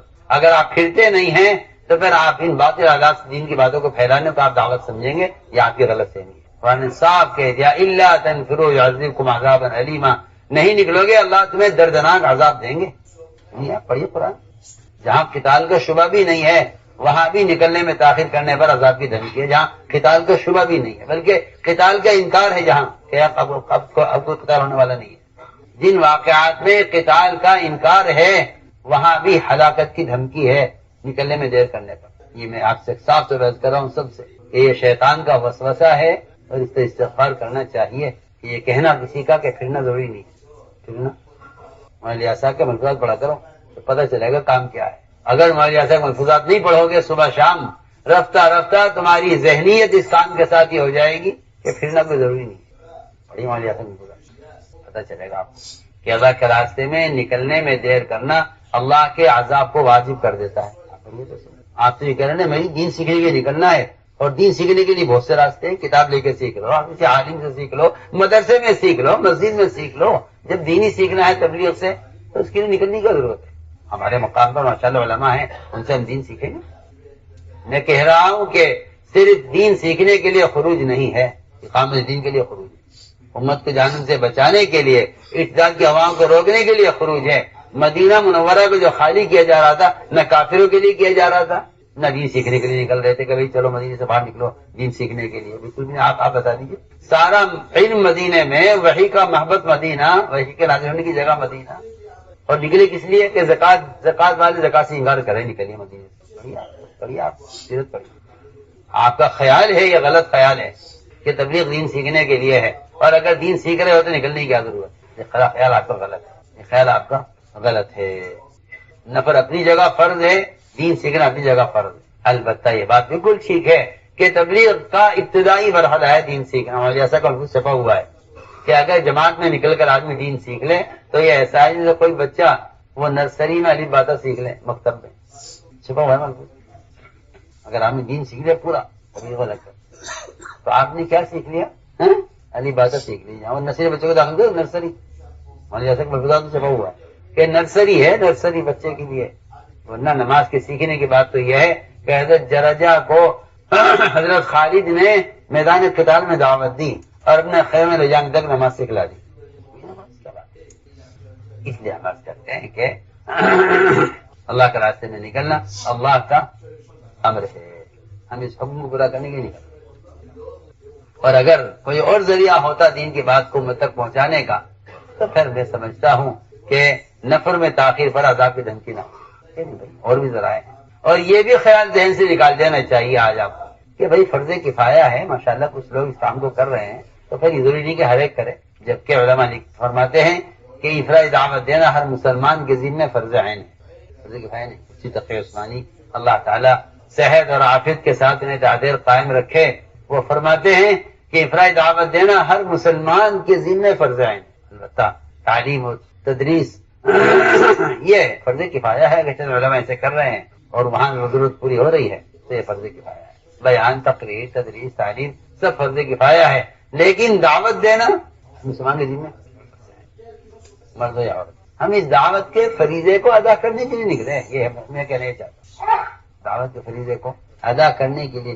اگر آپ کا خیال ہے کہ دین سیکھنے کے لیے نکلو تو بس صاف بات ہے، آپ دین سیکھ کر بیٹھ جائیں گے یا نکلنے کے علاوہ کہیں اور دین سیکھ لیں گے، اور دین سیکھنے کے بہت اسباب ہیں۔ نکلنا اس لیے ہے تاکہ ایمان کی تکمیل ہو، کیونکہ دعوت ہے ایمان کا کمال موقوف ہے، اس میں کوئی شک نہیں، اس میں کوئی شک نہیں، اس میں کوئی شک نہیں ہے کہ دوسروں کو خود دعوت دیے بغیر ایمان کی تکمیل نہیں ہوتی۔ دوسروں کو خود جس طرح میں کہہ رہا ہوں، دوسروں کو خود جا کر دعوت دیے بغیر ایمان کی تکمیل نہیں ہوتی۔ چاہے آپ پورے دن پر چلتے ہو، نماز پڑھتے ہو، روزہ رکھتے ہو، زکات دیتے ہو، حج کرتے ہو، تسبیح پڑھتے ہو، تلاوت کرتے ہو، آپ سارے اعمال خیر کرتے ہو، لیکن اگر آپ دوسروں کو دعوت نہیں دیتے تو ایمان کی تکمیل نہیں ہوتی۔ جن باتوں کا آپ غلو کہتے ہیں، آپ نے کبھی علماء حق کی کتابیں پڑھی نہیں، اس خیال سے آپ پڑھیے، میں علماء سے کہتا ہوں پڑھیے اور دیکھیں ترجمان السنہ میں کیا لکھا ہوا ہے۔ اس میں لکھا ہوا ہے کہ جیسی چاہے آدمی عبادت کر لے اور جتنے چاہے اپنے اندر کمالات عملیہ اور علمیہ جتنے چاہے اپنے اندر پیدا کر لے، لیکن ایمان کا کمال دوسروں کو دعوت دینے پر موقوف ہے۔ آپ مجموعہ کی اصلاح کی کوشش کریں گے تو ایمان کامل ہوگا۔ تأمرون بالمعروف وتنہون عن المنکر، یہ لکھا ہے۔ اس لیے میرے دوست ہم تو صاف طور پر کرتے ہیں کہ ہمیں اللہ کے امر کی وجہ سے نکل رہا ہوں، اللہ کا حکم ہے اس لیے نکل رہا ہوں، کیونکہ میں اس دعوت کے امر کو خود نکلے بغیر ادا نہیں کر سکتا، کیونکہ قلم سے کسی کی کتاب سے یہ فریضہ ادا نہیں ہوگا۔ میں صاف صاف آپ سے کہہ رہا ہوں، پکی بات۔ ذکر فإن الذکریٰ تنفع المؤمنین، تذکیر تحریر سے نہیں ہوتی، تذکیر جو ہوتی ہے وہ خود اپنی ذات سے ہوتی ہے، تحریر سے تذکیر۔ اس لیے میرے دوست عزیزوں، اللہ کا امر سمجھ کر کام کریں، اللہ کا امر سمجھ کر نکلے، مجھے نکلنا ہے، اور اگر نکلنے میں تاخیر ہو جائے تو اپنے آپ کو اللہ کی نظر میں مجرم یقین کرو۔ کیا کی بات صحابہ سے ثابت ہے، یہ بات صحابہ سے ثابت ہے۔ جہاں قتال نہیں ہے وہاں بھی صحابہ سے نکلنے میں تاخیر پر اللہ کی طرف سے ناراضگی ہوئی ہے کہ نکلے کیوں نہیں، حالانکہ قتال نہیں ہے۔ بے شمار حدیثیں ہیں، بے شمار حدیثیں ہیں، قرآن کی آیتیں موجود ہیں جہاں قتال کا ذکر نہیں، وہاں نکلنے میں تاخیر پر اللہ کی دھمکی، اللہ کی طرف۔ پڑھیے آپ قرآن، پڑھیے حدیثیں، آپ حیض صاحبہ پڑھیے، حیض صاحب نے جگہ جگہ اس کو ثابت کیا ہے، خوب جمع کیا ہے واقعہ۔ فرمایا ڈانٹ اللہ کی طرف سے پھٹکار ان لوگوں کے لیے جو اللہ کے راستے میں نکلنے میں دیر کریں۔ التحدید امن اخر وخلفی سبیل، تحدید، یہ ڈانٹ ڈپٹ ان لوگوں کے لیے اللہ کی طرف سے جو اللہ کے راستے میں نکلنے میں دیر کریں۔ اور مجھے اور آپ کو پڑھا دیا گیا کہ تو دین سیکھنے کا مدرسہ ہے چھوٹا سا، بھائی کسی کو یہاں سیکھنا یہاں سیکھ لو، وہاں سیکھنا وہاں سیکھ لو، کوئی ضروری نہیں، سب کے نکلنا کوئی ضروری نہیں۔ یہ اس زمانے کا وسوسہ ہے جو شیطان نے کام کرنے والے کے دل میں ڈالا ہے۔ میں آپ سے بہت کام کی بات کر رہا ہوں، آپ اس کام کو، ہم اس کام کو اللہ کا امر سمجھ کر کریں، یہ اصل بات ہے۔ انفرو اذا استنفرتم فانفروا، قرآن بھی پڑھی حدیث بھی پڑھی، دونوں میں آپ دیکھ لیجیے۔ انفرو کا جو امر ہے وہ قرآن میں ہے، اور جب نکالا جائے نکل جاؤ حدیث میں ہے، کیونکہ دین کو قائم کرنے کے لیے، امت کو جہنم سے بچانے کے لیے، ارتداد کی ہواؤں کو روکنے کے لیے خروج کا حکم ہے۔ کریں گے انشاءاللہ، اس کے لیے ہمتیں کر کے علماء پہل کریں، اس لیے علماء پہل کریں، سب سے علماء میں آپ کو پیش کریں، پہلے سال کے لیے، دوسرے سال کے لیے، تیسرے سال کے لیے، اور باقی مجمع اس کا عزم کرے کہ ہماری جان اور مال سب سے پہلے اس کام کے لیے